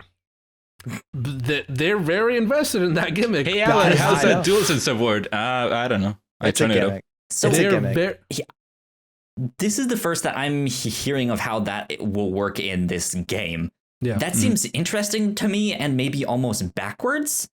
Like if I'm stronger, I want the resistance or all that stuff to be less and less because that will make me feel like I'm stronger and it's not taking as much to pull back the bow or the spell or whatnot. I think of it, but it sounds like there will be more of a reaction or because vibration on 11. The spells are stronger, not you. So I think of it as like the blast going harder, so it's pushing you back even more, which is doing more resistance on the controller. That's how I understood it. What they didn't tell you is that at the end of the game, you're going to need both hands to pull down one of the triggers. Right, which then makes me feel weaker. No, but the attack itself is so strong. Yeah. Well, the attack itself is stronger, but if you can't pull that trigger back, you can't do it. So, then you're not stronger. Another thing they mentioned about the controller, which you can't avoid this, Alan, is they're doing a heavy emphasis on the little microphone. Or you know how the on the PlayStation 4 you hear the stuff come out of it? The speaker. That controller, the speaker. The speaker. I misspoke. I didn't mean microphone. I meant the speaker. Yeah. They're using the speaker from the PlayStation, the DualSense, as a gameplay mechanic. Oh, that's fine. So I hate that, to be honest. You don't like that? I like that. I hate when controllers start speaking to me. I'm like, no, come in my headphones. What do you do? I don't care for it, but I don't play with headphones. So I do sometimes kind of like hearing very minute sound effects come from my controller. I do have the sound way down, so I have to really be focusing to hear it. So I could take it or leave it. I don't hate it. I don't love it. It's just there. It's cool. Yeah, they mentioned using it as a sixth sense. Yeah, that's fine. So So but it usually doesn't work when you're using headphones, which is what I usually do. But I end up missing all of the hey, did you know that you could actually hear things on your DualSense? And I'm like, I didn't know that I played through with headphones. I never play with headphones. I do like that. I do like it when they do that. Create stuff like that. So you want to talk about it, Alan? What did you think about the trailer? So it's really just the trailer that I want to talk about. So as we know, Ghostwire Tokyo is, Shinji Mikami, the creator of Resident Evil, is behind this. And before this, he made The Evil Within 1 and 2. Yeah. And I know, Gino, you'll probably disagree because you don't like scary games because, you got to play with all the lights. I like the look of this one, though. I really do. You got to play with all the lights on. But my problem is I was very intrigued by Ghostwire Tokyo, and I still am very interested in it because I like this kind of spooky, creepy atmosphere that they give the game. I like this, like, almost, I want to say techno, but it's not. But I just like this kind of sci-fi horror aesthetic that it has. Like, I like all the creatures and stuff. They got the umbrella, the ghosts in the air. My problem specifically comes from watching the trailer and the gameplay. I feel like it's at odds with itself. I want the game to be kind of tense and scary, but this trailer, when it shows gameplay, it just looks high octane, fast paced, actiony, and that's what ended up hurting Resident Evil, is that when it became more actiony, it lost that horror vibe that the series is known for. So Ghostwire Tokyo's trailer, I feel like, is at odds with itself. Hey, it's spooky ghost spirit things. You're a hunter, but then it just looks super actiony. Like, it makes me, when I saw it, I was like, oh, this is giving me like flashbacks to like Resident Evil 5 and 6, to what that did to that series. So yeah, well, they've kind of said that for a while, that the gameplay would be more actiony, and stuff like that. So it's, I mean, you're right about the Resident.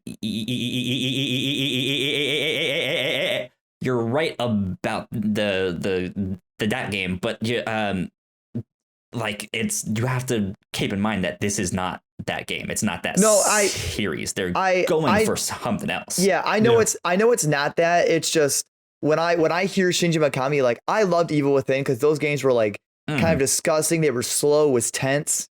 And I know Ghostwire Tokyo is not, supposed to be that kind of game. So that's kind of my own fault, because I want the game to be kind of tense and slower and more like to scare me.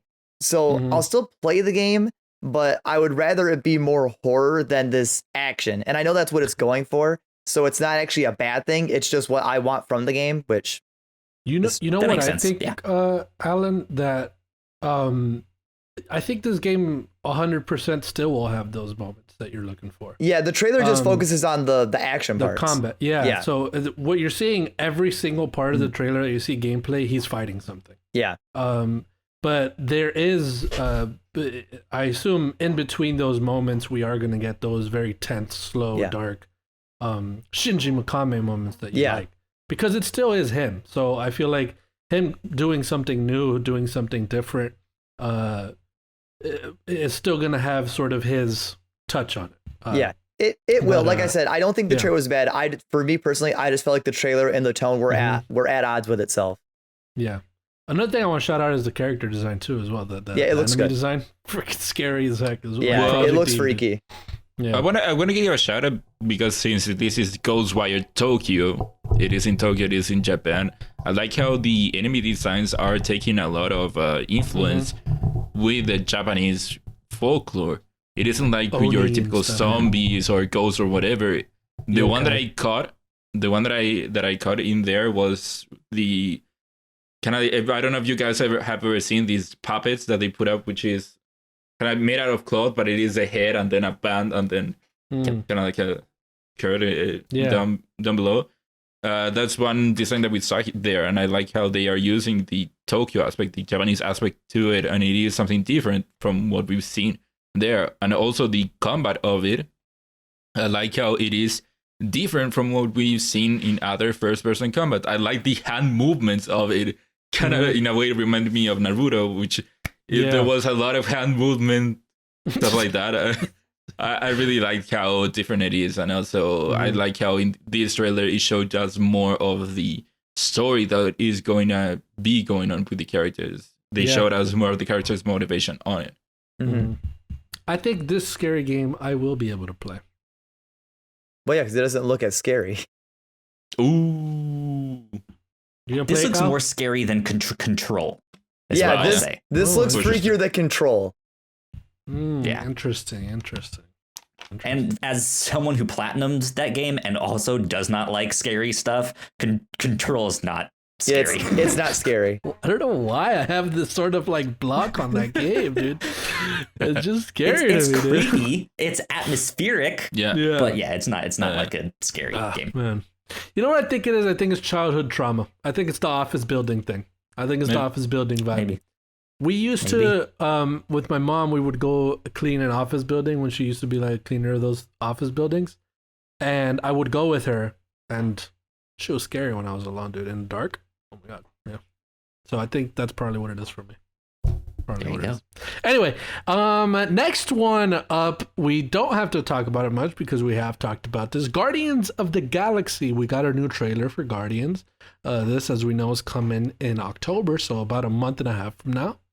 Alan doesn't like it. Ignacio and Yokao Springer have a thumbs up, 2 thumbs up for this one. The trailer, I think that it didn't do a good job with it, but I'm still excited for it. It was better than what we got last time.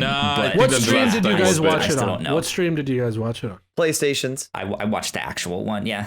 Okay, did you watch Kind of Funny, Ignacio? Yeah, I watched Kind of Funny.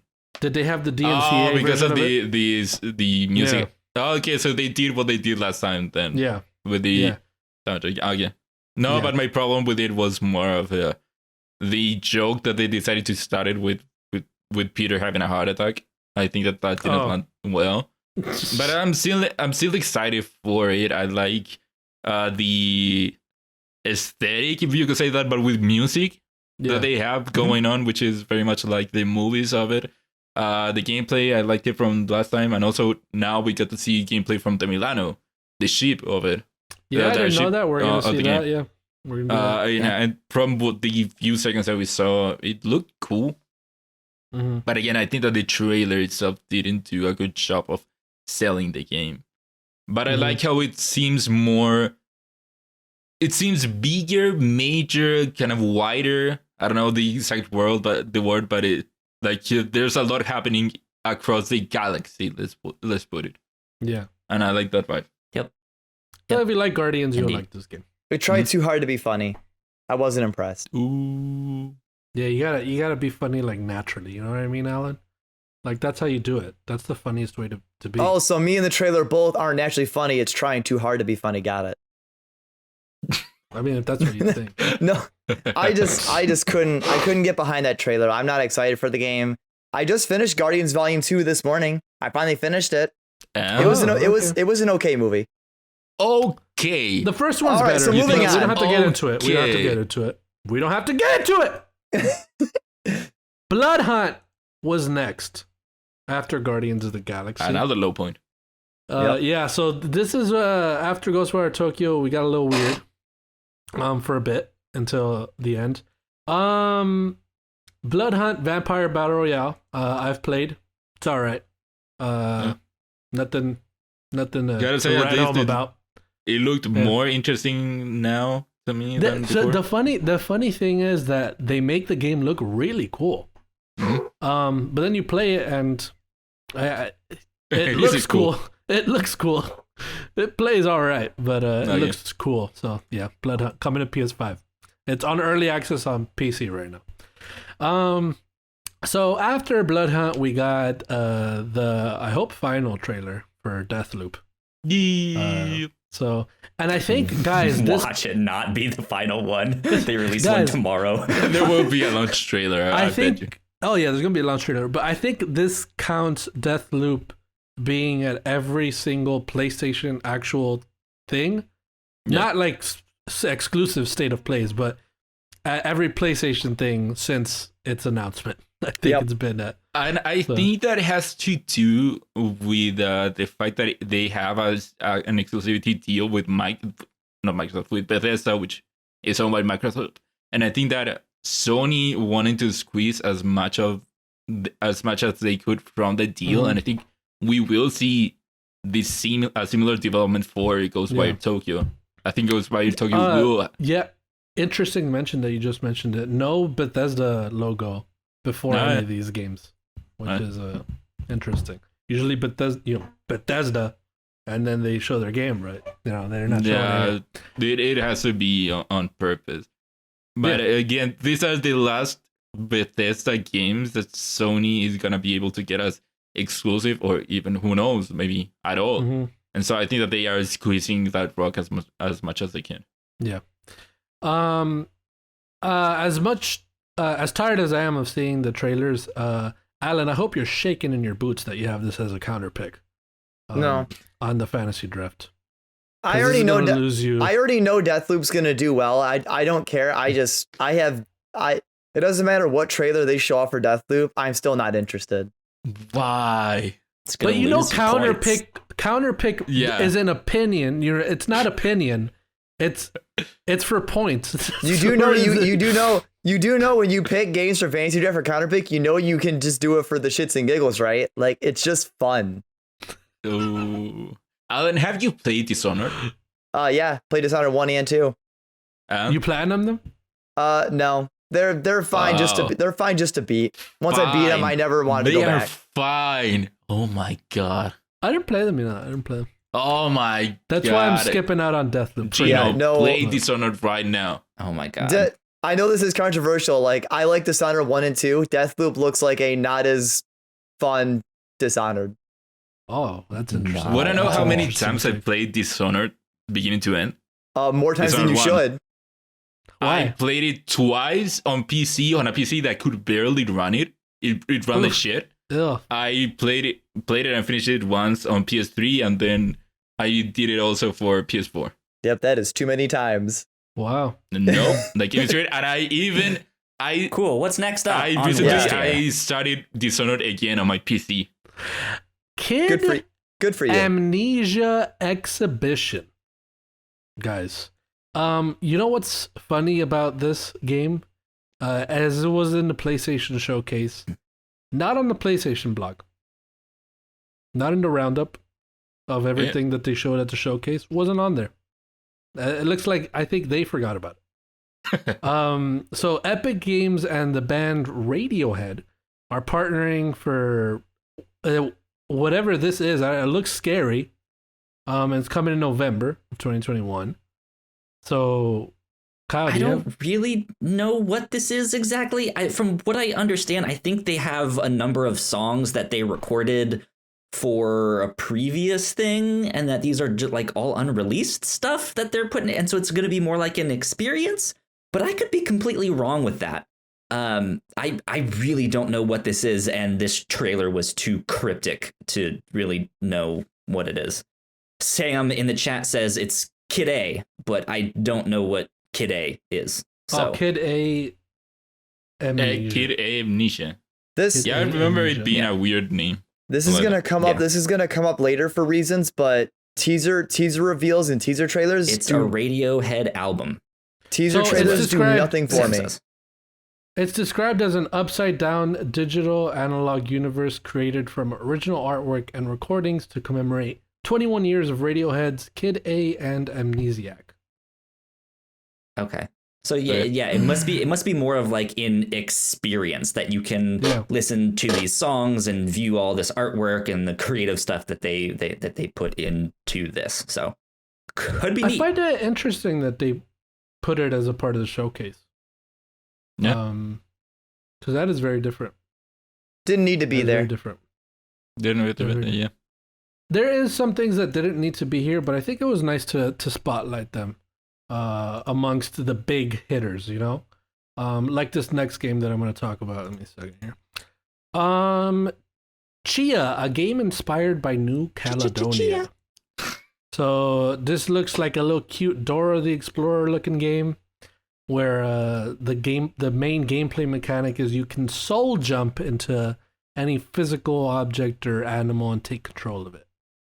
The trailer also started with similar to in The Last of Us, how you play guitar. She does it with the ukulele. Looks exactly very like the similar, wheel. Yeah. Exactly like the wheel from The Last of Us. So that was interesting. This game looks cute. Interesting. Yeah, I wanted to pull out. This is from the PlayStation blog as well. The developer of the game spoke about it. He said Owlcab. I don't know how to pronounce it. That's the name of the studio. He said Owlcab is a young studio founded by my partner Thierry and myself, two childhood friends from New Caledonia, a small archipelago in the middle of the Pacific Ocean. Because we grew up there, the incredibly rich and varied cultures of New Cal are deeply rooted in what we do. For example, the name Owlcab itself is local slang for "it's all good" or "no worries." Because of that, it felt just right to draw from that heritage and insufflate those sensibilities in our next game, Chia. So, Hakuna Matata. This is why I wanted to talk about it, guys. I think it's important, and I think it's very good of Sony to spotlight something like this on their showcase, because a lot of eyes are on it.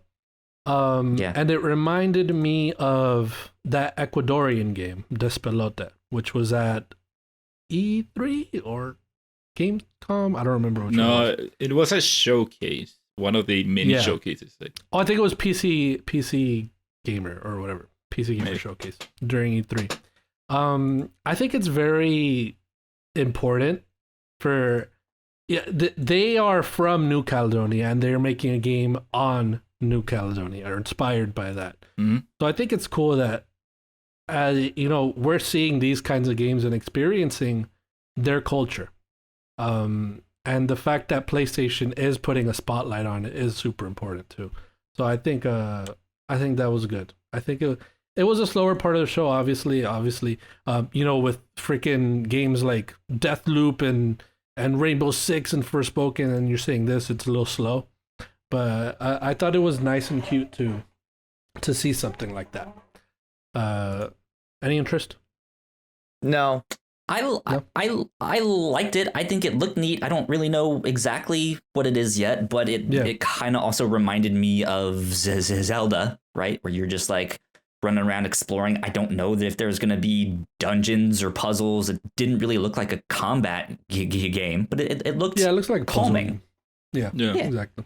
The more that I kept going, the more interesting I think that I got. At the beginning, it looked very much like an indie artistic game, but the more they keep going with the soul jump, and then they had the character jump and do the thing similar to Breath of the Wild, and then ending with the whole hero going to this power plant. I thought that the game looked more interesting the more that it kept going. Yeah. Cool. So we are nearing the final stretch, my friends, of this PlayStation conference. Going real hard after this last one that I'm gonna do, and then the last four are gonna go real hard. Or last three, let's say last three. After Chia, we got Uncharted: The Legacy of Thieves collection. So as we know, Uncharted 4 was rumored to come to PC. Yep. Never confirmed, and this is the confirmation here. Yep. We are getting Uncharted 4: A Thief's End and Lost Legacy are being remastered and brought to PS5 and PC. So that's great. Uncharted is great. Good series. Mm-hmm. Awesome. Coming to PC now. So there you have it. Not much to say about it. And then after that, we got Gran Turismo 7. Finally, we got a release date coming March 4, 2022. For PS4 and PS5, it is cross-gen. Do you like racing games, Kyle? I like to go fast. You like to go fast? Yeah, I like them. I'm not a big Gran Turismo 7 fan, though. This didn't really do much. Gran Turismo or Forza, Ignacio? Are we speaking about Forza Motorsport or Horizon? Forza Motorsport. Never played Motorsport. I barely played Gran Turismo, so Gran Turismo. Oh, so you're a PlayStation fanboy? Yeah. Does it surprise you? Terrible. Alan, you like the gameplay in this game? I don't play racing game. I don't play games like this. So not enough action combos. I don't play them either. So Gran Turismo, I just blinked out of. Good for Gran Turismo fans. Gran Turismo used to be big at one point. So guys, I think everything's lagging. Oh yeah. I think everything is frozen. Oh, interesting. Oh, wow. Only we are. It's Discord that's frozen. Keep going. Yeah, that's so weird. Okay. Anyway. I can't understand you, Gino, because it keeps cutting out. Only I'm so alive. It's just for you. No, it's just for you, Alan. Well, Gino, you're looking worse to me. You're sounding worse, but I can still make you. I think we're back. We're back. Yeah, everyone's good now.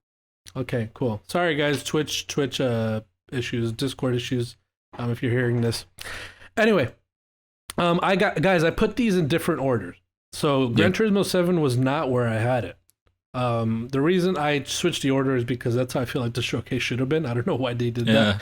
But in my head, it's also this order. Yeah.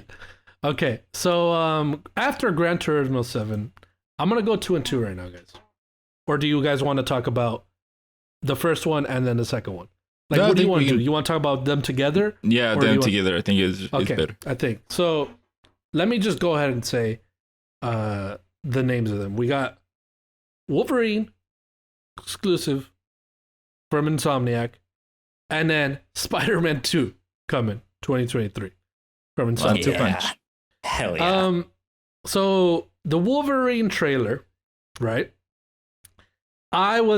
You see the Insomniac splash screen, right? And I'm like, what the fuck are you guys doing Fuck here? yeah, Spider-Man. Hell yeah, Spider-Man. Let's go, Spider-Man. Yeah, I was like, Spider-Man, awesome. But what are you guys doing here? You just released Ratchet and Clank. Relax for a second, okay?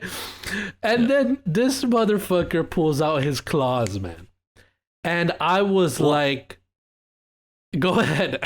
Go ahead, Kyle. Well, it's the thing where they're showing this bar, and I'm like, okay, this could be something from Spider-Man, but it really doesn't necessarily look like that. Yeah. And then there's this lone guy sitting at the bar with a cowboy hat, and I was like, is that Logan? And they show him like drinking, so cool, and he puts his hand down, and it's like it's focused right there on his hand. I'm like, it's fucking Logan. Let's fucking go. And then snicks Wolverine. I was like, oh my God. This is amazing. That's incredible. What are these guys smoking that they have all this time to make this? That was the biggest surprise in a long time that I have felt for any showcase. It's huge. The fact that how did they... Not even rumors. I did not hear any rumors at all of a Wolverine game happening. No less from Insomniac. Granted, I knew that there were rumors for the Guardians game, but I didn't know about that game. Guardians so when they announced that, rumors before. Yeah. I was just like, what is this? This is amazing. I didn't even know. And then, this now too. I remember rumors for Guardians. What I was surprised was I didn't expect to see it already. That's what I felt about Guardians. Yeah. But this, I did not even close. I was like, okay, so Spider-Man 2 trailer. Nice. Sounds good. And freaking Wolverine, man. Oh my God. And then after Wolverine, they don't show Wait, do they show Insomniac? No. They didn't show Insomniac anymore. They show a shot of like a cafe.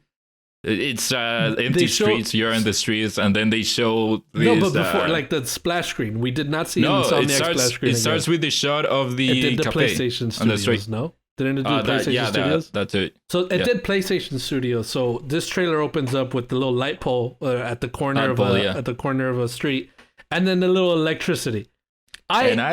Infamous. Everyone thought Infamous. Yeah, I thought it was Infamous because there were rumors running around of everyone Infamous thought coming Infamous. Back. And the fact that they didn't show the Insomniac splash screen, I was like, okay, so this is Infamous. They're surprising us with this. And then you see the freaking Spider-Man outfit, dude. The suit. Yeah. You see him with the claw, with the legs in the back, and then you see Miles Morales. And then who's talking over this, Kyle? So clearly we do not know. Well, who could it be there? Great mystery. Yeah. So it was pretty funny because there's this narration on top of the whole trailer that's like, I've hunted everything out there, like I've mastered all of the beasts, but there's one thing that I still want to hunt. And like immediately I'm like, clearly it's a rhino. the hunter? This is wild. Kraven. And and then it like the narration is coming to a head right when they go down that dark alley. And I was like, is Kraven about to just walk out here? And then they showed Venom, which I was like, oh yeah, they teased that at the end of the first one. I forgot. Yeah. But it was really weird to me because everyone reacting to this trailer, like no one mentioned Kraven. No, kind of funny dude mentioned Kraven. But like on Twitter and like on the Twitter, news stuff, IGN put out like, a poll. They did the next day. And so I was sitting there immediately like, why is no one talking about Kraven? No, like it's him. It's obviously him. I responded with, cause Venom, dude. Like, cause Venom. Who the heck is? I know that, but like the Venom will be the one that gets the spotlight. But they weren't like, it's Venom and Kraven. It was just like, it's Venom. I was like, yes, and also Kraven, which is cool. So, Alan, I haven't heard you. You also tweeted that you were excited for this. Like, this is one of the games that you said the name of. What do you think about this? Actually, fun fact, when the week Sony first announced the showcase and my friends at work were asking me what I wanted to see there, I only said two things. I wanted an Ape Escape remaster, which we didn't get, rest in peace. And the other thing I said was I was sort of wrong. I was technically wrong on one part. I said it's going to fade to black and we're going to get a reveal of Peter and Miles working together, and it's going to be a Spider-Man 2 reveal. Mm-hmm. So I was technically correct, but yeah, it was that. They showed that. Yeah. So they did work together. I'm super pumped for Spider-Man 2 because obviously Marvel Spider-Man, the first one was amazing. Miles Morales was amazing. There's really no doubt this game is going to be fantastic. So honestly, the excitement isn't really like, bursting out of me because it was predictable. You kind of knew this was going to happen anyways. Yeah, it's already guaranteed. Yeah, a lot of people at my work and some of my friends would tell me that the one part they're disappointed is that it's 2023. And that's not my issue that it's so long, but it being in 2023, which you assume is probably going to be maybe the fall season of that year. So because we're 2 years away maximum from Spider-Man 2, I almost have this like hype distance from it where like I'm excited, but because it's so far away, I can't be like, oh my God, Spider-Man 2 because it's just so put it in far the back away. of your mind. Yeah. And my thing with Wolverine's exciting. Wolverine, obviously most everybody's favorite X-Men character, but if Spider-Man's coming out in 2023, that means Wolverine is even further away, which I don't think so, guys. Yeah, is it or is Spider-Man further away because of Wolverine? No, I think Wolverine's 2022. Because I don't believe that. Insomniac has put out in less than a year Miles Morales, Spider-Man Remastered, and Ratchet & Clank. Within the span of a year. But here's the thing too, Ignacio. Insomniac has not missed 1 year since 2002 of releasing a game. Well, except for 2010. Not since. Except for 2010. You sure? Since the first Ratchet and Clank, they have released a game every single year since then. They're on a massive showing. Anyways, though, like whether Wolverine comes out in 2022 or after Spider-Man in 2023, again, I echoed this earlier, so I'm repeating myself. Reveal trailers, teaser trailers don't get me excited. Because as me as a gamer, because I know myself, like healthy. Yeah, you complain about my tweets that I wasn't excited for the showcase. The showcase was exciting, but I also, at the same time, I'm excited, but I'm tempering all my expectations. Things are far away. I didn't see enough. Like Wolverine could be badass as fuck, but also it was just a tease.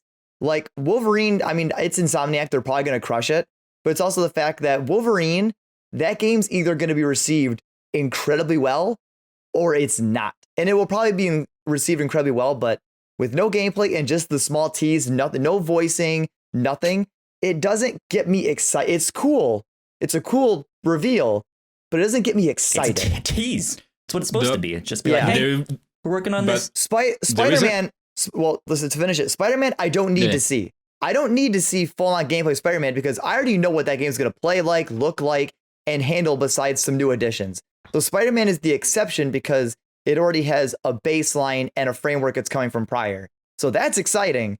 Spider-Man's is just, it's also so far away that it's hard to be like, holy shit, I'm losing my mind for 2 fucking years, hopefully. Like, okay, it's cool, awesome, sweet, and now, all right, now what? It doesn't matter because it's so far away. Yeah, of course, I agree with you, Alan. I don't think 1000%. It's exciting to see it, right? Yeah, it's it is. To see it. Should I count the days now? No, I'm not going to count the days now. That'd be waiting way too long. That's why the showcase for me was great, but I wasn't like blown away. Mm. Yeah, the reason I'm excited, and I think a lot of people are excited, is that Insomniac has been delivering great game after great game lately, and they were able to take the Spider-Man IP, which at that point, before Spider-Man from Insomniac came out, the other Spider-Mans that came before that weren't good. They were really bad, and Insomniac was able to take Spider-Man and make a great game, not only gameplay-wise, but even character-wise, story-wise. And I think a lot of people are excited about it because we are now going to get Insomniac going to be able to, or given the opportunity to do that with Wolverine, which is a character that we have barely seen in games. We had him in the tie-in game for the movie, but after that, which is a good game too. It was a good game, but we haven't seen him in games since then. And a lot of people are excited because Insomniac is now up there with the best of the best developers that they are. They keep pumping out great game after great game, and again, after seeing what they did with Spider-Man, it is pretty exciting for them to get to do that with another Marvel character. Yeah, that's why. Even if it is far away, we'll get it at some point. Yeah, I wanted to bring that up to you guys with these 2 announcements because you just mentioned it, sort of, Ignacio. Is Insomniac PlayStation's biggest studio now? It is giving Naughty Dog a run for the money. Arguably, yeah. Because we can think about Naughty Dog releases sort of masterpieces in video game design or whatever, but they don't release as much as Insomniac does. Insomniac, I have every game Insomniac has put out here. They have released every year since? Nope. First Ratchet So since 2002, the only years that they've missed has been 2010, 2017. Okay. Those 2 years. There you go. Okay. And then compared to Naughty Dog, this year. Compared to a studio like Naughty Dog, how much have they released since then? And the thing about that is that not only has Insomniac only missed 2 years, but every single one of those games are positively, received. Yeah. And also a lot of these years have had multiple Insomniac games. 2018 they had 2, 2019 they had 2, 2016 they had 5. 15 they had 4, 13 they had 2. It's so incredible to see when you see Insomniac, when you see Sony Santa Monica, when you see Naughty Dog, or when you see PlayStation Studios in general, you know that this is going to be a solid game. Yeah. It's going to be a solid video game. So I like that we saw a lot of that in this conference. And we're not done yet. We thought that's not the end yet. That's not the end yet. We got one more game, my friends. One more game to talk about. We should probably skip this last one. I did say we didn't really need to talk about all the games. Yeah. So okay. We should just skip running this low one. On time. God of War Ragnarok. Finally, the official title confirmed. I cannot wait for this. But as you guys know, I wrote up in the write-up here, has the same boat entering animation. So fuck this game. Did you guys see that tweet going around? No, I didn't. Someone tweeted, oh, they have the same exact animation of Kratos entering the boat. Wow. And then everyone started ragging on that person, obviously, because this is a sequel. So they're going to reuse just be a assets. Shit post. Probably.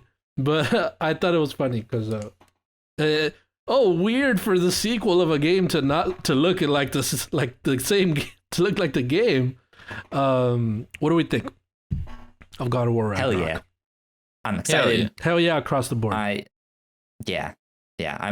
looking forward to Alan, this one. I didn't like your face there. This is another one that like we know how it plays. Yeah. We know kind of what it's gonna be, so it's just like, yeah, give me the game. Guaranteed good. Yeah. So what did you think, Alan? What was your face for? What was the opinion that you had? It's exciting. That's just it. Is it? Do you feel like it's not as exciting because it's just more of the same? I mean, it'll like, probably be a bit more. Thought? It'll probably be more of the same. I mean, it's all personal choice. Like, I'm not super into Norse mythology. Amy's the one that's our big fan of that stuff. I'm not. So the lore of the Norse mythology doesn't really get me excited. I mean, it looks Norse. Yeah. Well, the game looks good, but the trailer doesn't give me this vibe of like, holy shit, I gotta buy this day one. Like, I feel like I could buy this. I feel like I could buy this like a little after it comes. Like, I don't need to. I don't need to rush to my store to buy this day one. Did you like the first one? Yeah. Like as good as you're not excited. Like as are you lower on the first one than like the general? No, I mean audience. I really love the first one, but it's just again, it's the whole thing where it just repeats myself, but because I'm more gameplay focused, games with very cinematic story things don't bring me back to it. Like, if I want to experience a game's story over and over again, I'll just watch cutscene videos on YouTube. I go back and play games for the gameplay. Like, but you're talking about the game as a whole, then God of War. Yeah, like I beat God of War, but I'll never go back and play it because it's more cinematic and slow for its story, which is phenomenal. But that makes sense. If I want to experience that, I'll just watch a cutscene movie on YouTube. But I'm not like Last of Us has a lot of like those like slow walking sections, and Uncharted 4 technically has them too.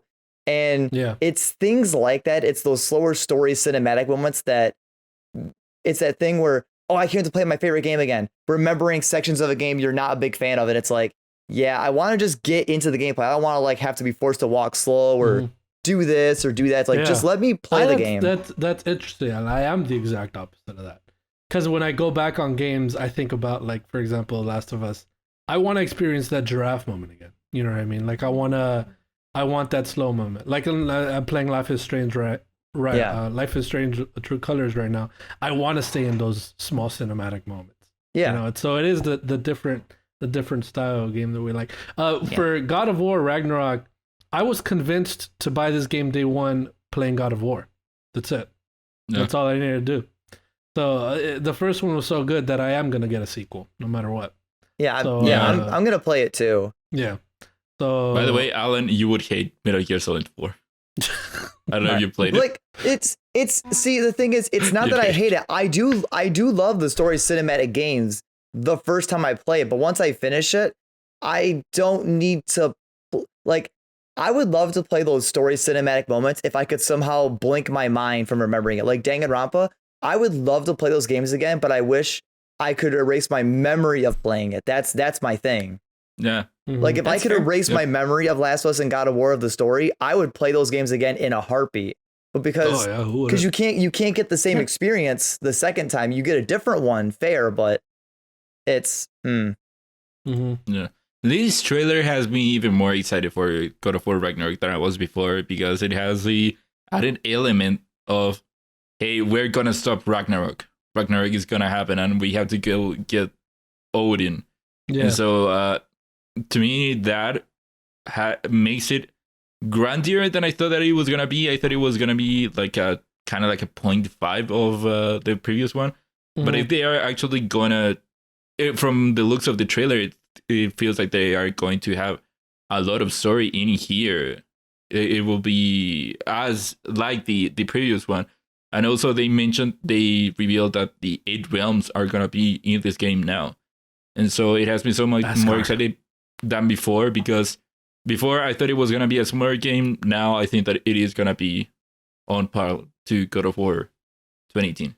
Thor character design. How you feeling about it, Kyle? You sexy? Looks good to me. Think he's sexy? You like him? He's a big old man. Do anything for you? Does it get you going? No, not for me sexually. Does it float your boat? But no, my boat still has the same animation. How? So Thor is sick. Thor is thick, but with how many C's? Oh man, that's a good amount of C's. A lot of C's. All of the C's. 2 or 3. From what I understand, I saw something going around that is defending that look as being like, hey, that's actually more accurate to what it is in the mythology. Like that is what he looks like. When we don't you remember Kyle, Assassin's Creed Valhalla? Mm-hmm. Thor in Asgard? He looks like this one. He looks like this one. Big old boy. Yeah. A big guy. So yeah, I think I'm interested in this character design. Well, first, it is more like the actual mythology, but it looks like I like the fact that it feels like we're gonna hate him. He's going to be a character that we're gonna love to hate.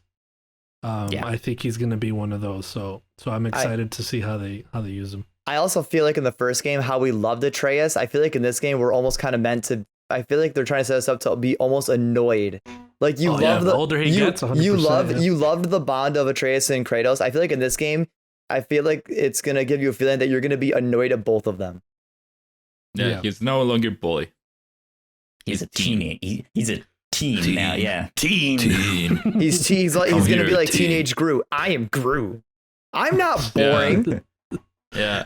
Teen. Yeah, comment in the chat. Described as a man-child Thor.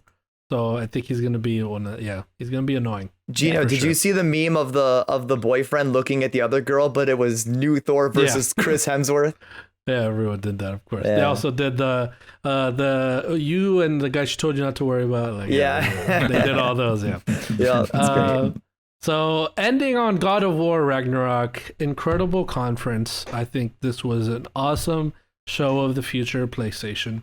It's gotten me very excited for our consoles that we've acquired. I also want to bring up a tweet from Ryan McCaffrey that he tweeted after. He tweeted after this that got me even more excited for everything. Let me see here. I have it right here. Okay. PS5 in the next 2 years approximately. Horizon Forbidden West, God of War Ragnarok, Gran Turismo 7, Spider-Man 2, KOTOR Remake, Ghostwire Tokyo, Forspoken, and Wolverine.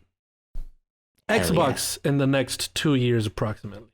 Halo Infinite, Forza Horizon 5, Hellblade 2, Redfall, Starfield, Fable, Avowed, and Gear 6. Absolutely banger lineup for all these consoles, dude. It's freaking awesome. The future. Here he goes. Looking bright, my friends. It's looking real bright. You're not missing anything.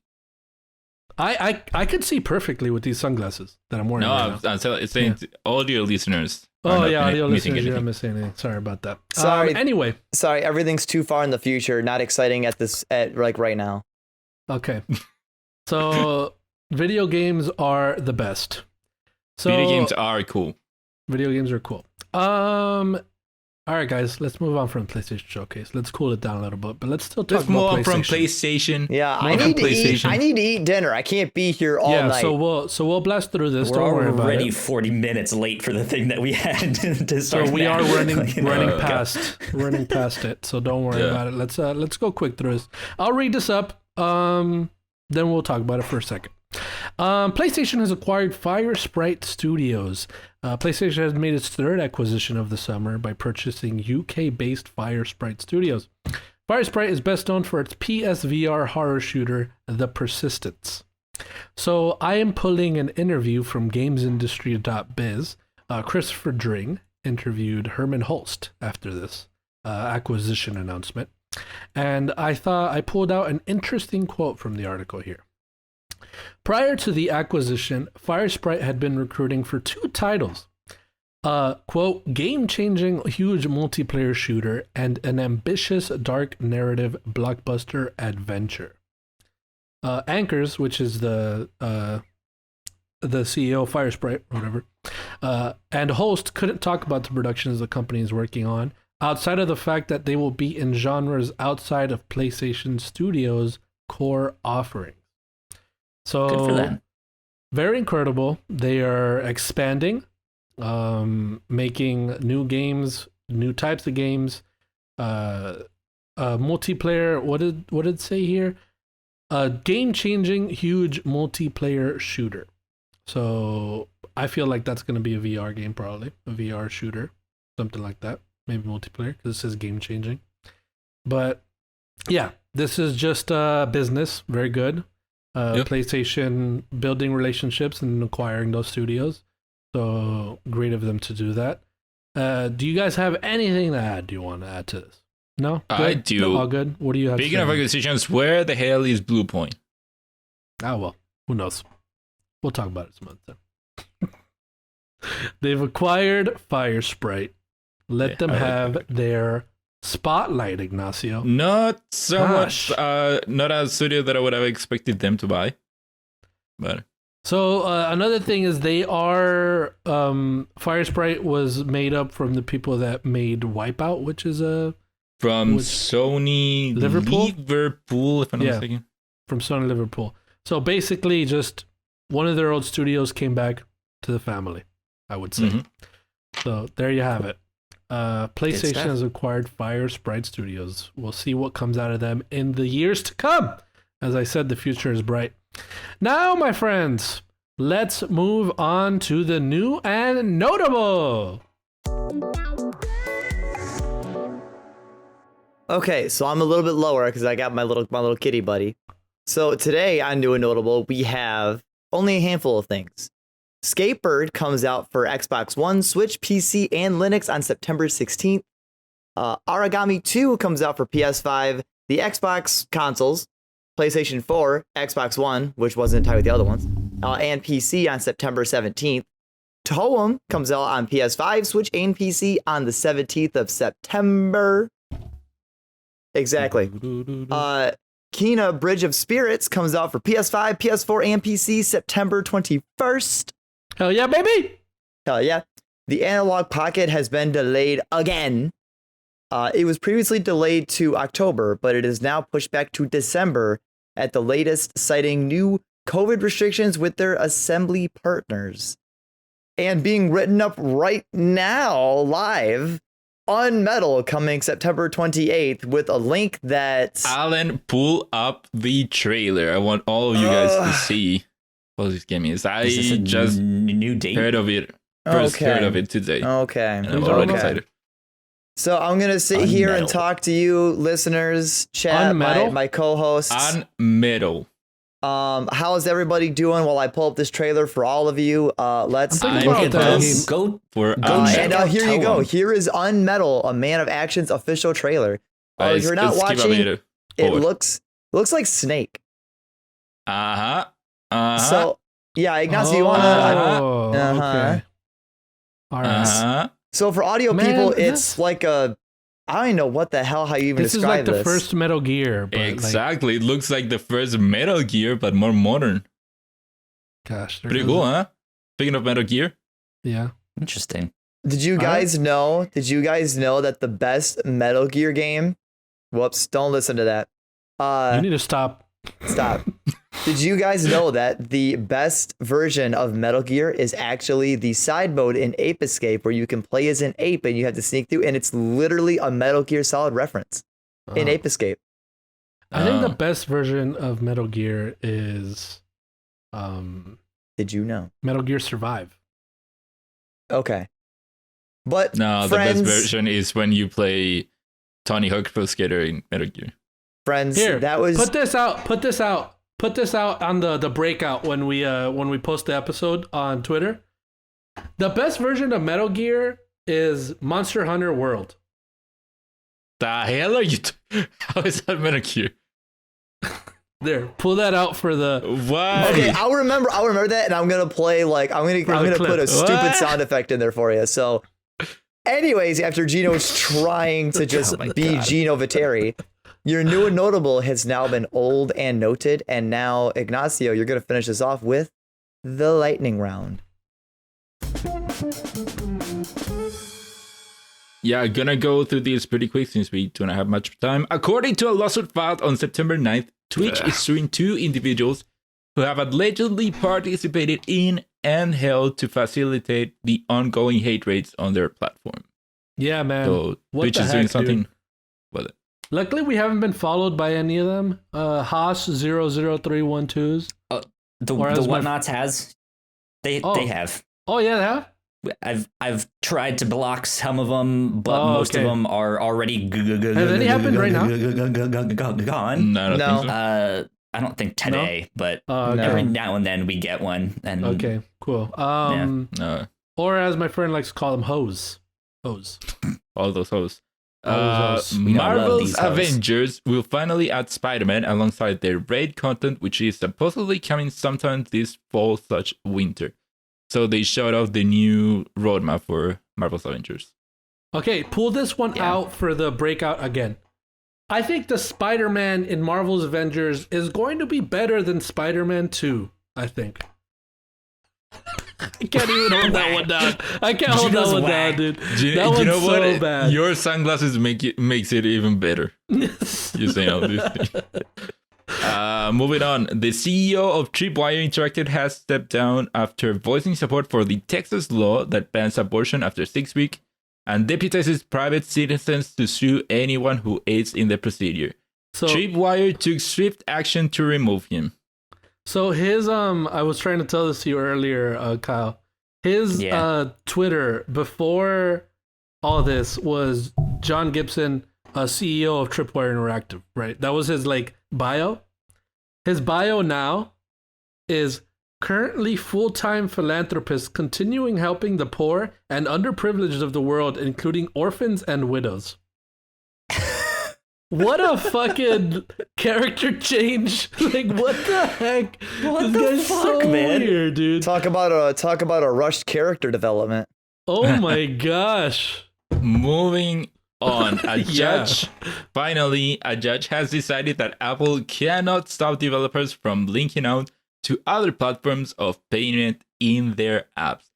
So I guess it's only a matter of time until Fortnite comes back to iOS. So yeah, kinda. So I think they can still be like, hey, this is the only payment option that is the official thing. But if in the app they link to something else, that's fine.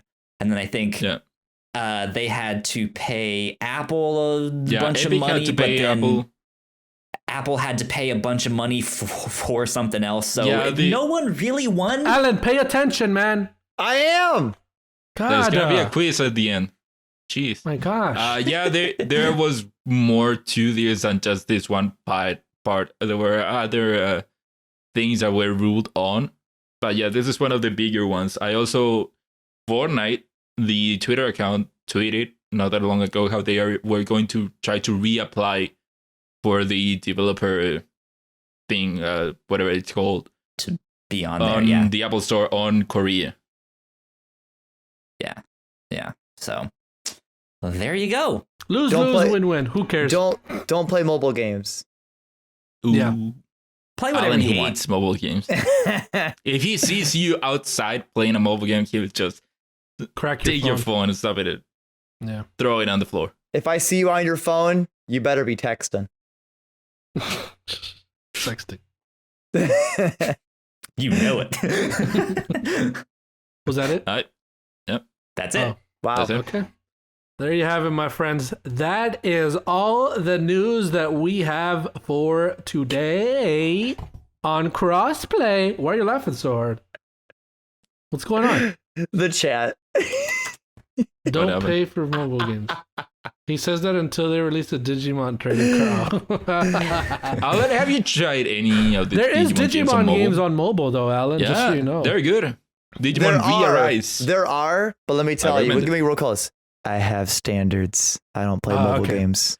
Aside from your stupid you do not have standards, Alan, we all know that. Why are you interrupting me again, Ignacio? Shut up, Ignacio. Jeez. I was literally saying something.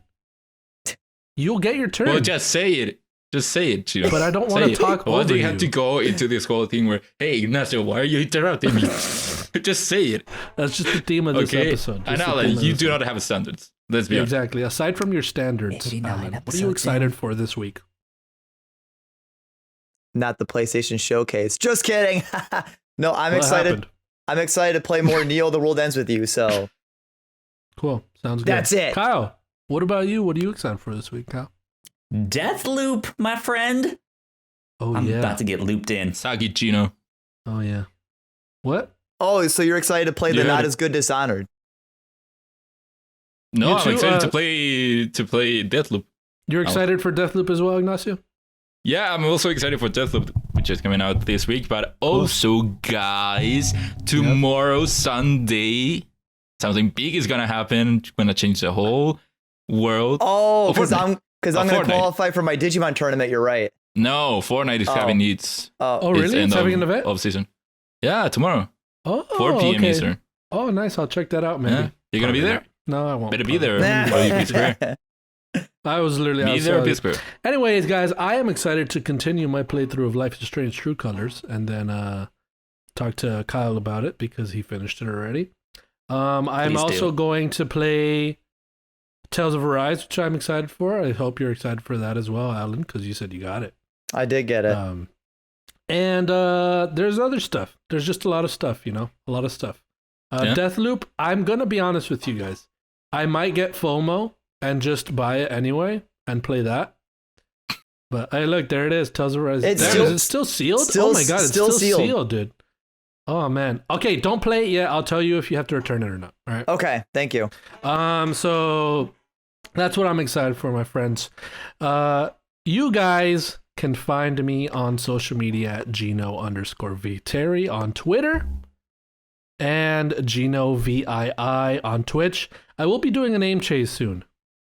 Based off of the kind of streamer that I am, I will be doing a name change. Can I recommend you a name? What? Gino 7 Remake. Oh, it's a good one. That's a good one. Gino, variety streamer. Gino, variety streamer. Ignacio, where can the people find you on the internet? People can find me on the internet on Twitter at Ignacio Rojas B. That's IGNACIOROJASB. Alan, where can the people find you on the internet? Oh, I wasn't even paying attention. You can find me at Twitter at Alan Busby, as Ignacio said, with spelling it out. It's ALANBUSBEE. Wow. I think you got a good copy of me. Wow. Who would have thought? I put my own spin on it, Ignacio. Where can the people find you on the internet? I'm sorry. I wasn't paying attention. What do I do here? You guys can find me at Yo Kyle Springer on Twitter. Excellent. That is all of us. If you guys like what you heard today, you can find us over Alan, what are you doing? I'm literally talking, dude. Yeah, why'd you interrupt him? Alan? Why'd you interrupt him? Good Lord. The Whatnauts on Twitter, the Whatnauts here on Twitch as we are recording live. Oh my God. The Whatnauts on your podcast service of choice. Today, it has been Crossplay. We have done our live show. We have messed up. We have gone through everything. But we're here, and we made it out alive. It was a fun one, guys. My friends, this has been Crossplay, and you have been played.